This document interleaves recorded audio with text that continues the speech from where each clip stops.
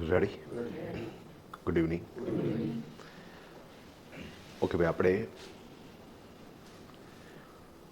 પાંચમું module practical account એનો concept સમજવાનો શરૂ કર્યો. ટોટલ કોર્સ તમારો 5 મોડ્યુલ્સમાં. ફર્સ્ટ મોડ્યુલ મેન્યુઅલ અકાઉન્ટિંગ, અને એમાં દરેક વ્યવહારમાં ઇન્કમ ટેક્સ અને જીએસટી એડ કરશું. સેકન્ડ મોડ્યુલ અકાઉન્ટ્સ તમે સોફ્ટવેરમાં સેટ કરો, Tally Prime latest version. Third module accounts with inventory, નામું લખો, સાથે સાથે સ્ટોક મેનેજ કરો. સ્ટોક મેનેજમેન્ટમાં 2 પ્રકાર, એક ટ્રેડિંગ યુનિટ અને એક manufacturing unit. Fourth module taxation, જેમાં ઇન્કમ ટેક્સ, ડાયરેક્ટ ટેક્સ અને જીએસટી ઇનડાયરેક્ટ ટેક્સ. ઇન્કમ ટેક્સની અંદર નોર્મલ ઇન્કમ ટેક્સ તો આવશે જ, સાથે સાથે TDS, TCS, capital gain tax, gift tax અને ડિડક્શન. પ્લસ અત્યારે જે ઇન્કમ ટેક્સ એક્ટ લાગુ પડેલો છે 1961નો ધારો, એની સેક્શન એ સમજવી પડશે, કારણ કે ફાઇનાન્શિયલ યર 25-26નું અકાઉન્ટ તો સાહેબ એ જૂના એક્ટ મુજબ જ થશે, પણ શક્ય છે કે સાહેબ નેક્સ્ટ ફાઇનાન્શિયલ યરથી ન્યૂ ઇન્કમ ટેક્સ બિલ 2025 લાગુ પડશે, તો બજેટમાં એ વસ્તુની ચોખવટ થઈ જશે, અને ત્યારે તમારો કોર્સ ઓલરેડી ચાલુ છે, તો આપણે એ વસ્તુ પણ કવર કરી લેશું. તો ડાયરેક્ટ ટેક્સમાં ઇન્કમ ટેક્સ અને ઇનડાયરેક્ટ ટેક્સમાં જીએસટી આખું કવર કરશું, રજિસ્ટ્રેશનથી માંડીને રિટર્ન ફાઇલ સુધીની પ્રોસેસ. અને પછી 5મું મોડ્યુલ આવશે તમારું પ્રેક્ટિકલ સેશન. લોજિકલી તો 4 મોડ્યુલ પતશે એટલે કોર્સ પૂરો થઈ જશે, પણ આનો ઉપયોગ કરીને રિયલ ફર્મનું અકાઉન્ટ કેવી રીતે થાય એ બધી પ્રોસેસ આપણે 5મા મોડ્યુલમાં સમજવાની થઈ. પ્રેક્ટિકલ અકાઉન્ટમાં 2 ભાગ પડે, એક ઓરિજિનલ અકાઉન્ટ અને એક પર્સનલ અકાઉન્ટ. ડન. તો માર્કેટમાં જ્યારે એકાઉન્ટ લખવા જશો ત્યારે બંને પ્રકારના નામાં લખવાના થશે. તો પહેલાં તો એ ક્લિયર હોવું જોઈએ કે સાહેબ ઓરિજિનલ અકાઉન્ટ શું છે અને પર્સનલ અકાઉન્ટ શું છે. ઓરિજિનલ અકાઉન્ટ એટલે શું એ આપણે ગઈકાલ સમજતા હતા, ખાલી રિકેપ કરી લઈએ. તો સાહેબ રિયલમાં કોઈ ફર્મ છે, ટ્રાન્ઝેક્શન્સ થાય છે, ડોક્યુમેન્ટ બને છે, અને એ ડોક્યુમેન્ટ ઉપરથી તમે અકાઉન્ટિંગની એન્ટ્રી કરો તો એ ઓરિજિનલ અકાઉન્ટ. રિયલમાં કોઈ ફર્મ છે, પૂજારા ટેલિકોમ, સૂચક computer, Balaji wafers, Giriraj hospital, transactions થાય છે. પૂજારાની વાત કરો તો મોબાઈલનું ખરીદી વેચાણ કરે છે, બાલાજીવાળો મેન્યુફેક્ચરિંગ કરે છે, અમે સર્વિસ પ્રોવાઈડર છીએ. ડોક્યુમેન્ટ બનતા હોય, જે ટ્રાન્ઝેક્શન્સ થાય એના ડોક્યુમેન્ટ બને, પરચેઝના બિલ, સેલ્સના બિલ, એક્સપેન્સના bill, voucher, receipt, slip book, chequebook, passbook. અને એઝ અ અકાઉન્ટન્ટ આપણે એ ડોક્યુમેન્ટ ઉપરથી જ એન્ટ્રી કરવાની છે. અહીંયા આપણે એ વસ્તુ સમજ્યા કે ઘણી વખત વેપારીઓ 2 નંબરના વ્યવહાર કરે, મતલબ બિલ વગરના વ્યવહાર કરે, જેને આપણે ગ્રે માર્કેટના વ્યવહાર પણ બોલીએ, ચીઠીના વ્યવહાર પણ બોલીએ. તો એ બધા વ્યવહારો એ કરતા હોય તો એની ચોપડે નોંધ ન થાય. લોજિકલી તો એ વ્યવહાર કરવાની જ મનાઈ છે, પણ છતાંય વેપારીઓ કરતા હોય તો ભલે કરે, આપણે એને ચોપડે ચડાવવાના થતા નથી. અને મજાની વાત, આપણે એકાઉન્ટન્ટ તરીકે જો જોઈએ આપણો રોલ, તો આપણે ચિઠ્ઠીના ચાકર, મતલબ કે આપણે જેટલા ડોક્યુમેન્ટ આપ્યા હશે આપણે એના ઉપરથી જ એન્ટ્રી કરશું, આપણે કોઈ આપણી રીતે તો કરવાના નથી. તો આ ઓરિજિનલ અકાઉન્ટ છે, મોટી વાત. સાથે સાથે ઓરિજિનલ અકાઉન્ટિંગની અંદર જેમ આપણે ધ્યાન રાખવાનું છે કે વિધાઉટ ડોક્યુમેન્ટ ટ્રાન્ઝેક્શન્સ આપણે એન્ટર કરવાના નથી, એવી રીતે અમુક વસ્તુનું ધ્યાન વેપારી પણ રાખતા હોય છે. એને એ ખબર હોય કે જો ખરીદી બિલમાં તો વેચાણ બિલમાં, ખરીદી બિલ વગર, વેચાણ બિલ વગર. અને જો આ વસ્તુ એ ફોલો ન કરે તો અકાઉન્ટિંગના જે રિપોર્ટ્સ જનરેટ થાય, સ્ટોક સ્ટેટમેન્ટ જે જનરેટ થાય, એમાં લોચા થાય. અને એનું આપણે એક્ઝામ્પલ ગઈકાલે લીધું હતું કે ભાઈ માની લો પૂજારા ટેલિકોમવાળા ઓપ્પો, વિવો, સેમસંગ અને કાર્બન આ અલગ અલગ પ્રકારના મોબાઈલ પરચેસ કરે. હવે એમાં ઓપ્પોના બિલ આવે, વિવોના બિલ આવે, સેમસંગના બિલ આવે, પણ કાર્બનના બિલ ન આવે. હવે બધા 10-10 મોબાઈલ પરચેસ કરેલા હોય, તો હું જ્યારે અહીંયા અકાઉન્ટિંગની એન્ટ્રી કરવા જઈશ ત્યારે પરચેસ બિલ ફાઇલની અંદર તો ખાલી ઓપ્પો, વિવો અને સેમસંગના જ બિલ છે. તો શક્ય છે કે મને ખબર જ નથી કે કાર્બન પણ પરચેસ કરેલું છે. હું તો જે 3 બિલ દેખાય છે એ 3 બિલની એન્ટ્રી કરી નાખીશ. માની લો કે 10-10 મોબાઈલ લીધા, તો ખરેખર દુકાનના ખાનામાં 40 મોબાઈલ એડ થયા, પણ મારી એન્ટ્રી કરવાથી મારું સ્ટોક પત્ર કેમ કહેશે કે 30 મોબાઈલ છે, મારામાં કાર્બનનો સ્ટોક દેખાશે જ નહીં. અને અહીંયા તમે જો એવું એક્સપેક્ટ કરતા હોય કે ભાઈ મારો કોમ્પ્યુટરનો સ્ટોક અને મારો ફિઝિકલ સ્ટોક છે એ બંને મેચ થાય તો સાહેબ એ બિલ વગરના ટ્રાન્ઝેક્શન્સ કરતા હશો તો પોસિબલ નહીં બને. સિમ્પલ વાત છે. ડન. તો આપણે વાત સમજી ગયા કાલે. બીજી વસ્તુ કે ભાઈ માની લો કે ખરીદી બિલમાં તો વેચાણ બિલમાં ને ખરીદી બિલ વગર તો વેચાણ બિલ વગર તો ચિંતા નથી, પણ ક્યારેક જો એમાં લોચો થઈ ગયો, જેમ કે પૂજારાવાળાએ ખરીદી તો જે બિલમાં કરી હતી કે અમુક બિલ વગરની કરી હતી, પણ વેચાણ કરતી વખતે સાહેબ એક ભાઈ આવ્યા ને એને શું કરી નાખ્યું હતું કે ભાઈ પાંચ એમ ચારેય કંપનીના 5 મોબાઈલ આપ્યા ને એનું બિલ બનાવી નાખ્યું. હવે ખરેખર એને જે વેચાણનું બિલ બનાવ્યું એમાં ખરેખર સેમસંગ, ઓપ્પો અને વિવો દેખાડવાની જરૂરિયાત હતી. કાર્બન વેચાણના બિલમાં થોડું દેખાડાય, ભૂલથી દેખાડી દીધું. ઓકે, હવે એણે દેખાડી દીધું, હું તો ચિઠ્ઠીનો ચાકર, હું તો બિલ ઉપરથી એન્ટ્રી કરીશ, તો મારો સ્ટોક પત્રક સાહેબ હવે આ સેલ્સના બિલની એન્ટ્રી થઈ ગયા પછી શું કહેશે તો કે ભાઈ હવે સેમસંગ કેટલા છે? 5, ઓપ્પો, વિવો, કાર્બન -5 વાળો સ્ટોક પડી હોય અહીંયા તરત જ પકડાઈ જાય સાહેબ. આપણે ક્વેરી આવે 110%. તો આવા કેસમાં શું કરવું? હવે પ્રોબ્લેમ થઈ ગયો. તો એ શું કરવું આપણે ગઈકાલ સમજ્યા કે સાહેબ તમે જે તારીખે માલ વેચ્યો છે એની અગાઉની તારીખમાં પરચેઝનું બિલ મેનેજ કરો, કાં તો સેલ્સનું બિલ જે ઓલરેડી બની ગયું છે એને મોડિફાઈ કરો, અને કાં તો યુઆરડી પરચેસ કરી, મતલબ કે કોઈક પાસેથી જૂના મોબાઈલ પરચેસ કરી લીધા, એમ એન કેન પ્રકારે શું કરી નાખો સાહેબ તમારો કાર્બનના મોબાઈલનો સ્ટોક તો 0 સુધી પહોંચાડી દો. એટલે 5 કાર્બનના મોબાઈલ પરચેસ કર્યા એવું તો શું કરવું પડશે? આપણે દેખાડવું પડશે. આપણે પ્લસમાં સ્ટોક ન જાય તો ચાલશે, પણ સાહેબ માઇનસમાં નથી રાખવો, છેલ્લે 0 એ તો પહોંચાડવો જ છે. તો આ સોલ્યુશન છે સાહેબ. અને સાથે સાથે અગેઇન પાછા એ લોકોને એજ્યુકેટ કરો કે ભાઈ આ ભૂલ ન કરો, નહીંતર આ સેટિંગમાં વાર લાગશે. સિમ્પલ. ભાઈ ક્લિયર છે આખી વસ્તુ? તમે ખાલી એમ માનતા હોય કે ના પરચેઝના બિલની એન્ટ્રી કરી નાખીને સેલ્સના બિલની એન્ટ્રી કરી નાખીને તમારું એકાઉન્ટિંગ થઈ ગયું, તો એ વસ્તુ પ્રેક્ટિકલી શક્ય નહીં બને. આવા નાના જેટલા ઇસ્યુ આવશે એ બધા ઇસ્યુઓ એઝ અ અકાઉન્ટન્ટ તમારે જ સોલ્વ આઉટ કરવાના છે. વેપારીને ખબર જ નથી કે આવા બધા પ્રોબ્લેમ થાય છે સાહેબ. ડન. તો easy process. Okay. Than after આપણે એક બીજી વાત ઉપર આવ્યા કે સાહેબ અહીંયા ક્યારેક એવું બને કે પરચેઝનું તો બિલ છે પણ સેલ્સનું બિલ નથી, તો એવા કેસની અંદર કોમ્પ્યુટરમાં સ્ટોક વધારે દેખાડશે અને ફિઝિકલ સ્ટોક ઓછો દેખાડશે. સિમ્પલ. કારણ કે સેલ્સનું બિલ બનાવ્યું જ નથી તો શું કરવું? બહુ ઇઝી છે સાહેબ. ગમે એના નામનું શું કરી નાખો, સેલ્સનું બિલ બનાવી નાખો. હા, અહીંયા ધ્યાન એ રાખજો કે ભાઈ જો ક્વોન્ટિટી વધારે હોય તો B2B ન દેખાય, એના માટે થઈને તમે ક્વોન્ટિટીને સ્પ્લિટ કરી નાખો. આપણે વાત થઈ કે ભાઈ 15 મોબાઈલનું બિલ નહોતું બન્યું તો 15 મોબાઈલનું પાછું એક બિલ ન બનાવતા ત્યાં 15 બિલ બનાવી નાખો. ભલે ક્લેરિકલ વર્ક થોડુંક વધે પણ એ દેખાય કેવું સાહેબ? B2C દેખાય, B2B ન દેખાય. હાલો ડન. અગેન આ ઇલીગલ પ્રેક્ટિસ છે, પણ ઘણી વખત સાહેબ તમારે સ્ટોક સેટ કરવા માટે થઈને આ બધી વસ્તુઓ ગોઠવવી પડે. સિમ્પલ. અને એ જે સીએ હોય એ જ આપણને આ બધી સૂચનો આપતા હોય, આમ કરી નાખો ને. આપણે ચિઠ્ઠીના ચાકરથી ભાઈ ઉપરથી જે કહે એ જ કરવાનું છે. સો સિમ્પલ. ડન. ઓકે. એના પછી આપણે જે ડિસ્કશન કરતા હતા કે જો બિલવાળા ટ્રાન્ઝેક્શન્સ છે તો એનું રીપેમેન્ટ ચેકથી પણ થાય અને અમુક મર્યાદામાં રહીને કેશથી પણ થાય, પણ બિલ વગરના જે વ્યવહારો છે એનું રીપેમેન્ટ કેશથી જ થશે. હાલો એ સમજી ગયા. અને એના પછી આપણે સમજતા હતા કે સાહેબ બિલવાળા જે વ્યવહારો છે એમાં બંને બાજુની એન્ટ્રી થશે. મતલબ કે મેં માની લ્યો કે સાહેબ પાસેથી બિલ વગર માલ લીધો, તો એવા કેસની અંદર માલ આવ્યો છે, ઓકે, બિલવાળો માલ લીધો, અહીંયા બિલવાળાની આપણે ડિસ્કસ કરીએ છીએ. તો માની લ્યો કે બિલવાળો માલ લીધો તો એ પરચેસ કર્યું એની એન્ટ્રી થશે ને, એની સામે મેં તમને રોકડા આપ્યા અથવા ચેક આપ્યો તો એની અહીં એન્ટ્રી થશે. પણ જો હું તમારી પાસેથી ખરીદી કરું છું બિલ વગરની, તો એવા કેસમાં બંને બાજુની એન્ટ્રી નહીં થાય. ખરીદીની એન્ટ્રી પણ ન થાય અને સામે મેં જેને રોકડા ચૂકવા છે એની એન્ટ્રી પણ ન થાય. ડન. અને માની લ્યો કે સાહેબ આ રૂલ ફોલો નથી કરતા તો શું થાય એ આપણે લાસ્ટમાં સમજાતા. માની લ્યો કે મેં સાહેબ પાસેથી માલ તો બિલ વગરનો લીધો તો ખરીદીની એન્ટ્રી તો નથી કરેલી, પણ મેં એને પેમેન્ટ સાહેબ ઓનલાઈન આપ્યું. નોટબંધીના હિસાબે રોકડા આપી શકાતા નહોતા, તો મેં શું કરી દીધું સાહેબને 10 લાખ ઓનલાઈન આપી દીધા. હવે જ્યારે સાહેબ સેટિંગ ગોઠવાય ને ત્યારે આપણે આ એન્ટ્રીને સુલટાવી પડે. તમારે મને ચેક આપવાનો અને મારે તમને રોકડા આપવાના, પણ જ્યાં લગી એ નથી કરતા ત્યાં સુધી લટકતી તલવાર છે. તો હું કાલ સવારે તમારી ઉપર કેસ કરું કે સાહેબ મને ઓલા મારા 10 લાખ રૂપિયા પાછા આપો, તો તમારે મને આપવા પડે. લીગલ ઓપ્શનની અંદર તમે હલવાઈ જાઓ. તો આ બધી પ્રોબ્લેમ ન થાય એના હાટું આ બધા રૂલ્સ વેપારીએ પણ સમજવા પડે અને એને પ્રોપર વે ઉપર ફોલો કરવા પડે. તો આટલી આપણે ડિસ્કશન કાલે થઈ હતી. અને આ પ્રેક્ટિકલી ઓરિજિનલ અકાઉન્ટિંગ છે. તો અહીંયા તો નોર્મલી સાહેબ આખું વર્ષ આપણે એકાઉન્ટિંગ લખશું એ ડોક્યુમેન્ટ ઉપરથી જ લખશું.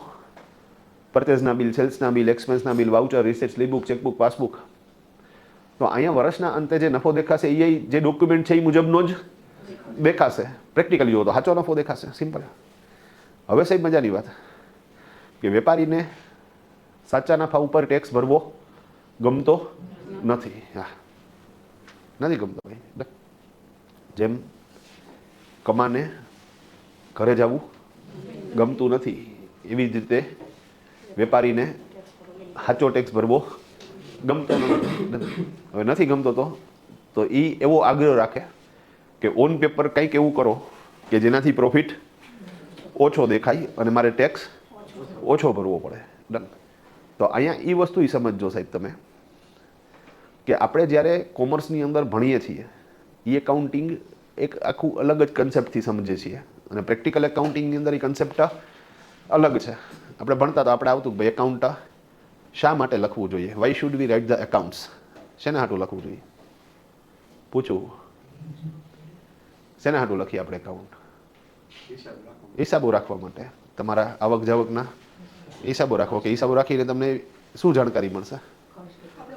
ઓકે, આપણો કેટલો પ્રોફિટ થયો. તો to know the real financial profit from the business, તમારો ધંધાનો સાચો નફો નુકસાન જાણવો છે ને એના માટે થઈને આપણે શું કરીએ છીએ સાહેબ? એકાઉન્ટ લખીએ છીએ. આવું આવતું ભણતા ત્યારે. તો ઇઝી. આ જ રીતે ધંધાની સાચી આર્થિક પરિસ્થિતિ જાણવા માટે નામું લખાય છે, to know the real financial position of the business. Okay, જાણીને શું કરશું? તો કે સાહેબ ભવિષ્યના નિર્ણયો લેશું, એનાલિસિસ કરશું, ડેટા એનાલિસિસ કરશું, ભવિષ્યના નિર્ણયો લેશું અને આના માટે આપણે એકાઉન્ટ લખીએ એવું ભણતા ત્યારે આવે. હવે મૂળ વાત ઉપર આવીએ સાહેબ. માની લો કે કોઈ વેપારી છે.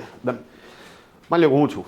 હવે અહીં ક્લાસમાંથી મારે ટોટલ આવક થઈ ફોર એક્ઝામ્પલ 20 લાખ રૂપિયાની. ટોટલ ફીનું કલેક્શન કેટલું એવું સાહેબ? 20 લાખનું. મારો ધંધાનો ખર્ચો થયો 5 લાખનો અને મારો નેટ પ્રોફિટ થયો 15 લાખનો. ડન. ધંધાનો ખર્ચો બાદ મળશે તો એ મારે જ્યારે ટેક્સેબલ પ્રોફિટ કેલ્ક્યુલેટ કરતી વખતે માઇનસ કરવાનો થશે. હા, ઘરે કાંઈ ખર્ચો થયો હોય તો સાહેબ એ આપણને ટેક્સેબલ પ્રોફિટના કેલ્ક્યુલેશનમાં બાદ મળતો નથી. ભાઈ ક્લિયર છે? ડન. તો at the end of year શું થયું? તો કે સાહેબ મારો નેટ પ્રોફિટ થઈ છે 15 લાખ અને 15 લાખ રૂપિયા ઉપર મારે ઇન્કમ ટેક્સ ભરવાનો થાય. માની લો કે ઇન્કમ ટેક્સ છે એ 3 લાખ થાય છે. અત્યારે લમસમ લઈશી વાત, કેમ કેલ્ક્યુલેટ કરવો એ પછી શીખવાડીશ. પણ માની લો કેટલો થયો સાહેબ? 3 લાખ થયો. ઓકે, તો હવે 3 લાખ રૂપિયાનો ઇન્કમ ટેક્સ હું ભરીશ? કોઈ હા નથી પડતું. તમે સમજો વસ્તુ આખી. રેડી? વાય મન જ નથી થતું. ખરેખર સાહેબ આ ગુનો છે. પણ મજાની વાત શું ખબર તમને? તમારે કાંઈ ગુનો કરવો હોય ને તો તમારી પાસે એનું જસ્ટિફિકેશન હોય કે આમ છે ને એટલે મારે આમ છે. આ તમે સમજો, ડેલ કાર્નેગીની બુકની અંદર એક બુક છે સરસ મજાની, હાઉ ટુ વિન ફ્રેન્ડ્સ, જિંદગી જીતવાની જડીબુટી. પેલું જ ચેપ્ટર સાહેબ એની અંદર એ કે જો માણસોને જીતવા હોય તો તમારે એના ફોલ્ટ કહેવાના જ નથી. કે કાં તો કે કોઈ પણ વ્યક્તિ એનો ફોલ્ટ એક્સેપ્ટ જ નહીં કરે. હા, એની પાસે એનું આર્ગ્યુમેન્ટ હોય જ. હા, કે આમ છે એટલે મેં આમ કર્યું. અને એની અંદર એણે એક્ઝામ્પલ આપ્યું હતું, બહુ હાઈ લેવલનું એક્ઝામ હતું સાહેબ, અમેરિકાનું. કારણ કે એ લેખક કઈ ત્યાંનો છે. તો એણે એક્ઝામ્પલની અંદર બહુ સરસ વાત કરી કે અમેરિકાની અંદર ઘણા બધા વર્ષો પહેલાં કોઈ એક ગુનેગાર અને સિરિયલ કિલર ટૂંકમાં, તો લગભગ એણે ઓલમોસ્ટ 20 મહિલાઓનો રેપ કર્યો અને એ બધી મહિલાઓને મારી નાખી. પકડાઈ ગયો અને જજે એને પૂછ્યું કે ભાઈ તને અફસોસ છે? તો કે ના, મને આ વાતનો કોઈ અફસોસ નથી, કે આવું હતું એટલે મેં આમ કર્યું. મતલબ વિચારો તો ખરી સાહેબ, જે રેપિસ્ટ છે, જે મર્ડરર છે, એ પોતે એની ભૂલ સ્વીકારવા તૈયાર નથી. તો હવે તમે નોર્મલી સાહેબ કોઈને કહો કે ભાઈ ટૂંકમાં તું આમ, તો એ માને? ઈગો કેવડો હોય આપણો, તમે સમજો વસ્તુ આખી. હા, તો અહીંયા તમે કહો સાહેબ આ તમે 15 લાખ રૂપિયાનો નફો કર્યો ને એના ઉપર 3 લાખનો ટેક્સ ભરવાનો હતો, તમારે તો ભરવો જ જોઈએ ને મારે નથી ભરવો, તો તમે ખોટું કરો છો. ઈગો હટ થઈ ગયો. અરે ના રે ના, હું ખોટું કરું છું ભાઈ? ડન. આ રોડ તો બનતા નથી. અગે જો આર્ગ્યુમેન્ટ આવી, ગુનો હોય તો છે જ, પણ એને જસ્ટિફાઈ કરવા હાટું થઈને મારી પાસે 500 રીઝન્સ છે. અગેન કહું છું, ગુનો જ છે. હું આને કોઈ પ્રમોટ નથી કરતો, પણ મજાની વાત એ કે સાહેબ લોકોને ટેક્સ ભરવો નથી. હવે સાહેબ હું ડાયરેક્ટ ગવર્મેન્ટને કહું કે ભાઈ 15 લાખ રૂપિયાનો નફો થયો, 3 લાખનો ટેક્સ થયો, પણ મારે ભરવો નથી કારણ કે મને મન નથી થતું. હા, તો હાલે? એ લોકો શું કરે સાહેબ? આ જેલમાં નાખે મને, મારી પ્રોપર્ટી સીઝ કરે, બેંકના ખાતા સીઝ કરે, ક્રેડિટ કાર્ડ સીઝ કરે, પેલા એના રૂપિયા છૂટા કરે, પછી મને છૂટો કરે. હા, આ બધી તકલીફો થાય. તો આપણે લોજિક યુઝ કર્યું કે એને કેમ ખબર પડે કે મારી આવક કેટલી છે? ડન. તો કે હું જે એકાઉન્ટ લખું અને ઇન્કમટેક્સ ડિપાર્ટમેન્ટમાં હિસાબો રજૂ કરું, એના ઉપરથી એને ખ્યાલ આવે કે ભાઈ મારી આવક કેટલી છે. ડન. આપણે એ નક્કી કર્યું કે કામ કરી હિસાબ જ એવી રીતે લખીએ કે જેમાં આવક 15 લાખનો દેખાય પણ ઓછી દેખાય. ઓકે, પ્રશ્ન થાય ઓછી તો કેટલી? 5 લાખ. અત્યારે એક્ઝામ્પલ તરીકે લઈ લ્યો. ઓકે, 5 લાખની આવક દેખાડશો તો કોઈ ઇન્કમ ટેક્સ નહીં આવે. ભાઈ ક્લિયર છે આખા વસ્તુ? અત્યારે માની લ્યો, ડન. તો ઇઝી. તો હું ઓન પેપર શું કરીશ સાહેબ? આવક 15 લાખ નહીં દેખાડું, પણ 5 લાખ દેખાડીશ. હવે ઓન પેપર આવક ઘટાડવા હાટું થઈને હું કરીશ તો કે સાહેબ બે સરળ રસ્તા જે લગભગ બધાને ખબર છે. એક તો કે ચોપડે ખોટો ખર્ચો નાખો. Super, done. તો ચોપડે ખોટો ખર્ચો નાખો, ચોપડે આવક ઓછી બતાવો, તો સાહેબ તમારો પ્રોફિટ ઓન પેપર શું થઈ જશે? ઘટી જશે. અને મજાની હતી કે આ દરેક વેપારી મિત્રને આ વસ્તુ ખબર જ હોય. તો તમને એમ થાય તો એ આપણને શું કામ રાખે? હવે નહીં ખબર ચોપડે ખોટો ખર્ચો દેખાડી એટલે પ્રોફિટ ઘટે, પણ એ ચોપડે ખોટો ખર્ચો નાખવા માટેની આમ નોંધ શું થાય, ડેબિટ ક્રેડિટ શું થાય, એને ન ખબર હોય. એમાં ઇન્કમટેક્સના કે જીએસટીના શું રૂલ્સ લાગુ પડે છે એને ન ખબર હોય. તમે સમજો વસ્તુ આખી. ઓકે, કોકને સાહેબ કિડનીમાં પ્રોબ્લેમ થઈ ગયો, કિડનીએ કામ કરવાનું બંધ કરી દીધું અને યુરિન પાસ થતું જ નથી. તો ઘણી વખત સાહેબ અમુક લોકોને ખબર હોય કે ભાઈ આની અંદર એક પ્રોસેસ છે. કઈ પ્રોસેસ છે? ડાયાલિસિસ. ડન. તો ડાયાલિસિસની પ્રોસેસ છે એ તમને ખબર છે ને, પણ આપણે કરી શકશું કોઈનું ડાયાલિસિસ? એના હાટું થઈને શું કરવું પડશે? આપણે ડૉક્ટર પાસે જવું પડશે. ખબર છે કે આનું સોલ્યુશન ડાયાલિસિસ છે, પણ આપણે કરી શકતા નથી. એવી રીતે જ અકાઉન્ટન્ટને ખબર છે અને એને એ પ્રોસેસ આવડે પણ છે. વેપારીને ખાલી ખબર છે, એને આવડતું નથી. તો ચિંતા નથી સાહેબ, વેપારીને ખબર છે ખોટો ખર્ચો નાખી તો પ્રોફિટ ઘટી જાય, પણ ખોટો ખર્ચો નાખવો કેવી રીતે? એના ઉધાર જમાના નિયમો શું છે, એમાં ઇન્કમ ટેક્સના નિયમો શું છે એ બચાડાને નથી ખબર. એટલે એ કામ તો કોણે કરવાનું છે સાહેબ? અકાઉન્ટન્ટે કરવાનું છે. Hello super, done. તો અહીંયા કહેવાનો તાત્પર્ય સાહેબ. અને બીજો ખાલી આ તો બે મેં મોટી મોટી વાત કરી કે ચોપડે ખોટો ખર્ચો દેખાડશો પ્રોફિટ ઘટશે, ચોપડે આવક ઓછી દેખાડશો પ્રોફિટ ઘટશે. આ સિવાય પણ તમે ક્લોઝિંગ સ્ટોકનું વેલ્યુએશન ઘટાડો તો પણ પ્રોફિટ ઘટે. તમે ઓન પેપર કોકની પાસેથી લોન લ્યો અને એને ઇન્ટરેસ્ટ પે કરો તોય પ્રોફિટ ઘટે. પાર્ટનરશિપ ફર્મ હોય તો પાર્ટનર્સને મૂડી ઉપર વ્યાજ આપવાથી પણ પેઢીનો પ્રોફિટ ઘટે. પાર્ટનરશિપ ફર્મ હોય તો જે માલિકો છે એ માલિકોને રેમ્યુનરેશન એટલે કે મહેનતાણું આપવાથી પણ પ્રોફિટ ઘટે. ઓકે, મેક્સિમમ રેટથી ડેપ્રિસિએશન નાખવાથી પણ પ્રોફિટ ઘટે. તમારી જે ઉઘરાણી છે એમાં બેડ ડેટ દેખાડો, ગાલખાત દેખાડો તોય પ્રોફિટ ઘટે. તો સાહેબ હવે અહીંયા પહેલા લેક્ચરમાં આપણે આ બધું ડિસ્કસ કરતા હોય તો તમે સમજો સાહેબ સરકારને તો આ બધી વસ્તુની ખબર જ છે ને કે આવડે શું કરશે.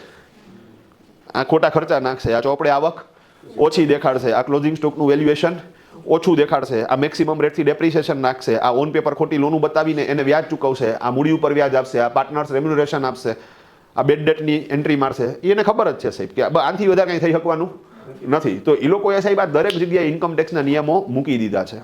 ફોર એક્ઝામ્પલ માની લો કે સાહેબ ડેપ્રિસિએશન છે, બરાબર? તો ડેપ્રિસિએશન એટલે ઘસારો. ડેપ્રિસિએશન એટલે ઘસારો. હવે સાહેબ અમે શું કરી છે? પ્રોફિટ સેટ કરવા હાટું થઈને મન ભાવે એટલું ઘસારો નાખીએ. સરકારને ખબર પડી ગઈ તો એણે ઇન્કમ ટેક્સ એક્ટ 1961માં એક સેક્શન આવે અંડર સેક્શન 32, એમાં એ લોકોએ એમેન્ડમેન્ટ કર્યું અને એણે ફિક્સ કરી દીધું કે ભાઈ અમે જે મિલકત ઉપર જેટલા ટકા કહી એટલા જ ટકા તમારે ઘસારો નાખવાનો છે. તમે મન ભાવે એટલો ઘસારો નાખી શકતા નથી. તો એણે દરેક જગ્યાએ શું કરી દીધું સાહેબ? એ પ્રોફિટ સેટ કરવા માટે થઈને જગ્યાઓ બ્લોક કરી દીધી. હું તમને હજી એક એક્ઝામ્પલ આપું છું. ઓકે, માની લો કે મારે પ્રોફિટ સેટ કરવો છે, બરાબર? તો હવે આપણે આપણો પ્રોફિટ સેટ કરીએ કેટલો? તો કે 15 લાખનો. ક્યાં લગી પોગળવો છે? 5 લાખ લગી. 10 લાખનો સેટ કરવો છે, ડન. તો મેં હે ને ઓન પેપર મમ્મી પાસેથી લોન લીધી 5 લાખ રૂપિયાની. મમ્મીના ખાતામાં 5 લાખ રોકડા ભરી આવ્યો, એના ખાતામાંથી મારા ખાતામાં ચેકથી ટ્રાન્સફર માર્યા એટલે ચોપડે દેખાય ને કે મેં મમ્મી પાસેથી શું કર્યું? મેં 5 લાખની લોન લીધી. હા, લીધી સાહેબ, ડન. અને હવે એ લોન ઉપર હું કરીશ? મમ્મીને વ્યાજ આપીશ. એકચ્યુઅલી કંઈ મારા જ પૈસા મેં લીધા જ છે, તમે સમજી ગયા? પણ હું લોન ઉપર વ્યાજ આપીશ. ઓકે, હવે કેટલું વ્યાજ આપીશ? તો કે હું 100% વ્યાજ આપીશ. કાં તો કે બસ મારી મરજી. 100% વ્યાજ આપું તો સાહેબ મારો પ્રોફિટ 5 લાખથી શું થાય? ડાઉન થાય ને. તો જે નફો 15 લાખનો થઈ કેટલો થઈ જાય? 10 લાખનો. હવે અહીંયા પાછો એક નવો પ્રશ્ન થાય સાહેબ તો તમારો પ્રોફિટ ડાઉન થયો, હા મેં મમ્મીની આવક તો શું થઈ ગઈ? વધી ગઈ ને. હા તો ભલે ને મમ્મીની આવક ભલે વધી ગઈ સાહેબ, બરાબર. ઓ ભાઈ મમ્મી હાઉસવાઈફ છે, કંઈ આવક તો કરતી નથી, તો ઓન પેપર હવે કેટલી આવક કરશે? 5 લાખની. ને 5 લાખની આવક થાય એમાં ઇન્કમ ટેક્સ લાગે? ન લાગે. તો મમ્મીને ટેક્સ 0, મારે 5 લાખનો પ્રોફિટ શું થઈ ગયો? સેટ થઈ ગયો. તો તમે કહો કે તો 10 લાખે પહોંચી ગયા ને સાહેબ? તો કે હવે એક કામ કરો, ઘરવાળી પાસેથી શું કરતા આવો? 5 લાખની લોન લઈ આવો. તમે સમજો ને વાત ને?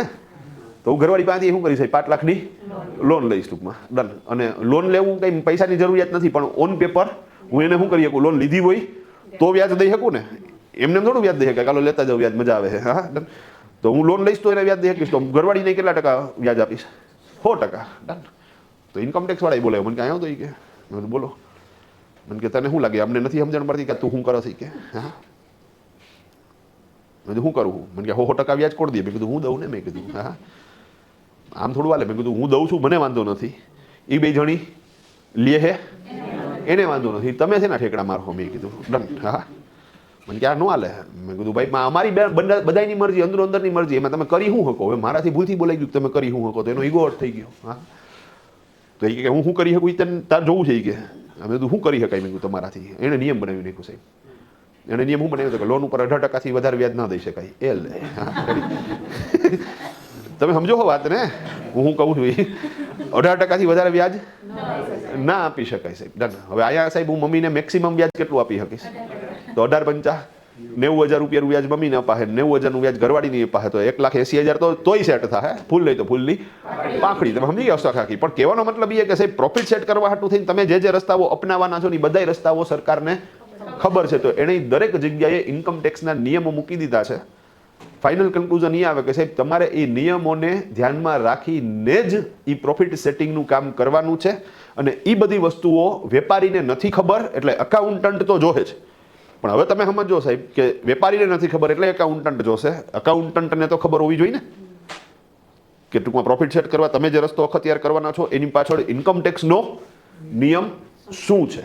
અને હું અહીંયા બધા એક્સપ્લેન કરીશ, કોઈ ચિંતા નથી. અને એ સ્ટોરી ટેલિંગમાં જ પ્રોસેસ હાલશે. સો સિમ્પલ. ડન.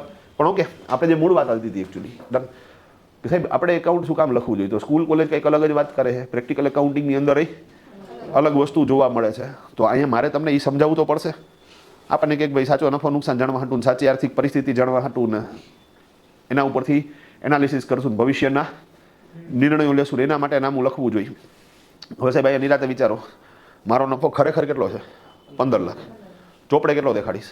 5 લાખ. ઓકે, હું શું કરીશ તો કે ખોટો ખર્ચો નાખીશ. અહીંયા હું પોતે ભણાવવા આવતો હોય, ચોપડે એવું દેખાડીશ કે ભાઈ મેં ફેકલ્ટીઝ રાખ્યા છે, એને હું પગાર આપું છું. ખરેખર આપતો નથી, ઓન પેપર આપું છું. અને કેટલો આપું છું? તો કે ભાઈ મહિને 50,000. તો તમને કહો મહિને 50,000 તો સાહેબ વર્ષના 6 લાખ રૂપિયા. હા તો 6 લાખ તો ઘટ્યા. તો 15 લાખનો નફો તો એ ક્યાં પૂગી ગયો? 9 પૂગી ગયો. ઓકે, હજી કેટલા સેટ કરવાના છે? હજી 4 સેટ કરવાના છે. તો પછી મેં કીધું કંઈક નવું કરીએ. તો મેં શું કર્યું, વિદ્યાર્થીઓ પાસેથી જે ફી મળતી હતી ને એ ફીમાં જે પહોંચ આવે ને એ પહોંચમાં જોયું ભાઈ રોકડ ફી જેટલી હતી ને સાહેબ એમાંથી 4 લાખની પહોંચ ઉફાડી નાખી. કરી શકાય ને? ચેકવાળી તો ન ફાડી શકાય, પણ રોકડવાળી તો ઉડાડી શકાય સાહેબ. ડન. તો 4 લાખની પહોંચ ઉફાડી નાખી માની લ્યો સાહેબ. તો સાહેબ મારી જે ઓન પેપર ફીસ 20 લાખ દેખાતી હતી એની બદલે હવે 16 લાખ દેખાય. હવે 16 લાખમાંથી 5 લાખનો સાચો ખર્ચો માઇનસ કરો એટલે 11 લાખ. અને 6 લાખનો પગારનો ખર્ચો માઇનસ કરો એટલે 5 લાખ. મારો નેટ પ્રોફિટ 5 લાખનો સેટ થઈ ગયો સાહેબ. વાર્તા પૂરી. રંગારંગ કાર્યક્રમ. હવે હું આ રીતે સાહેબ એકાઉન્ટ લખું. હવે મને નિરાતે સમજાવો સાહેબ, આ એકાઉન્ટ ઉપરથી મને મારો સાચો નફો જાણવા મળે? ન મળે ને. તો સાચો નફો નુકસાન જાણવા હાટું નામું લખતા નથી. એ ગાંઠ વાળી લેજો. સમજી ગયા? બીજા નંબર ઉપર નફો છે ને સાહેબ એ કેપિટલમાં કન્વર્ટ થાય. જે કોમર્સના વિદ્યાર્થીઓને ખ્યાલ હોય નફો છે એ કેપિટલમાં કન્વર્ટ થાય. તો હવે ખરેખર મારી કેપિટલ વધવી જોતી હતી 15 લાખથી, મારી કેપિટલ વધશે 5 લાખથી. તો કેપિટલ કેવી આવશે? ખોટી આવશે. ઓકે, સામેની બાજુ કેશની પોઝિશન 15 લાખ હોવી જોઈએ, એની બદલે મારી કેશની પોઝિશન 5 લાખ દેખાય. તો પુરાંત ખોટી આવે. તો હવે સાહેબ સમજી લો, નેટ પ્રોફિટ ખોટો, કેપિટલ ખોટું, કેશ ખોટું, એસેટ્સ ખોટી, લાયબિલિટી ખોટી, બેલેન્સ શીટ ખોટું. હવે આ ખોટા બેલેન્સ શીટ ઉપરથી તમે કોઈ નિર્ણય લઈ શકો? ન લઈ શકાય ને. મારા કોઈ 4-5 વર્ષના એકાઉન્ટ જોવે ને. તો મને કે ધર્મેશભાઈ તમે ધંધો બદલી નાખો. એ કે હા. મેં કીધું કામ? મને કે દર વર્ષે તમારે 5 લાખનો નફો થાય છે, ગ્રોથ તો દેખાતો જ નથી.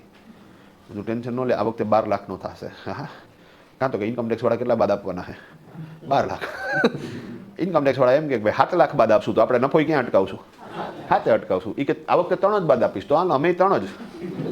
આમાં જાજુ કંઈ કરતા જ નથી. જેટલું ઇન્કમ ટેક્સ વાળા બાદ આપે એટલું. તો આ તમને સમજાવવું જોઈએ કે ભાઈ રિયલમાં એકાઉન્ટ શા માટે લોકો લખે છે. ડન. તો હવે મૂળ વાત એવી કે સાહેબ સાચો નફો નુકસાન જાણવા હાટું કે ધંધાની સાચી આર્થિક પરિસ્થિતિ જાણવા હાટું કે એના ઉપરથી નિર્ણયો લેવા હાટું તો નામું કોઈ લખતું નથી. તો પછી લખે છે શું કામ?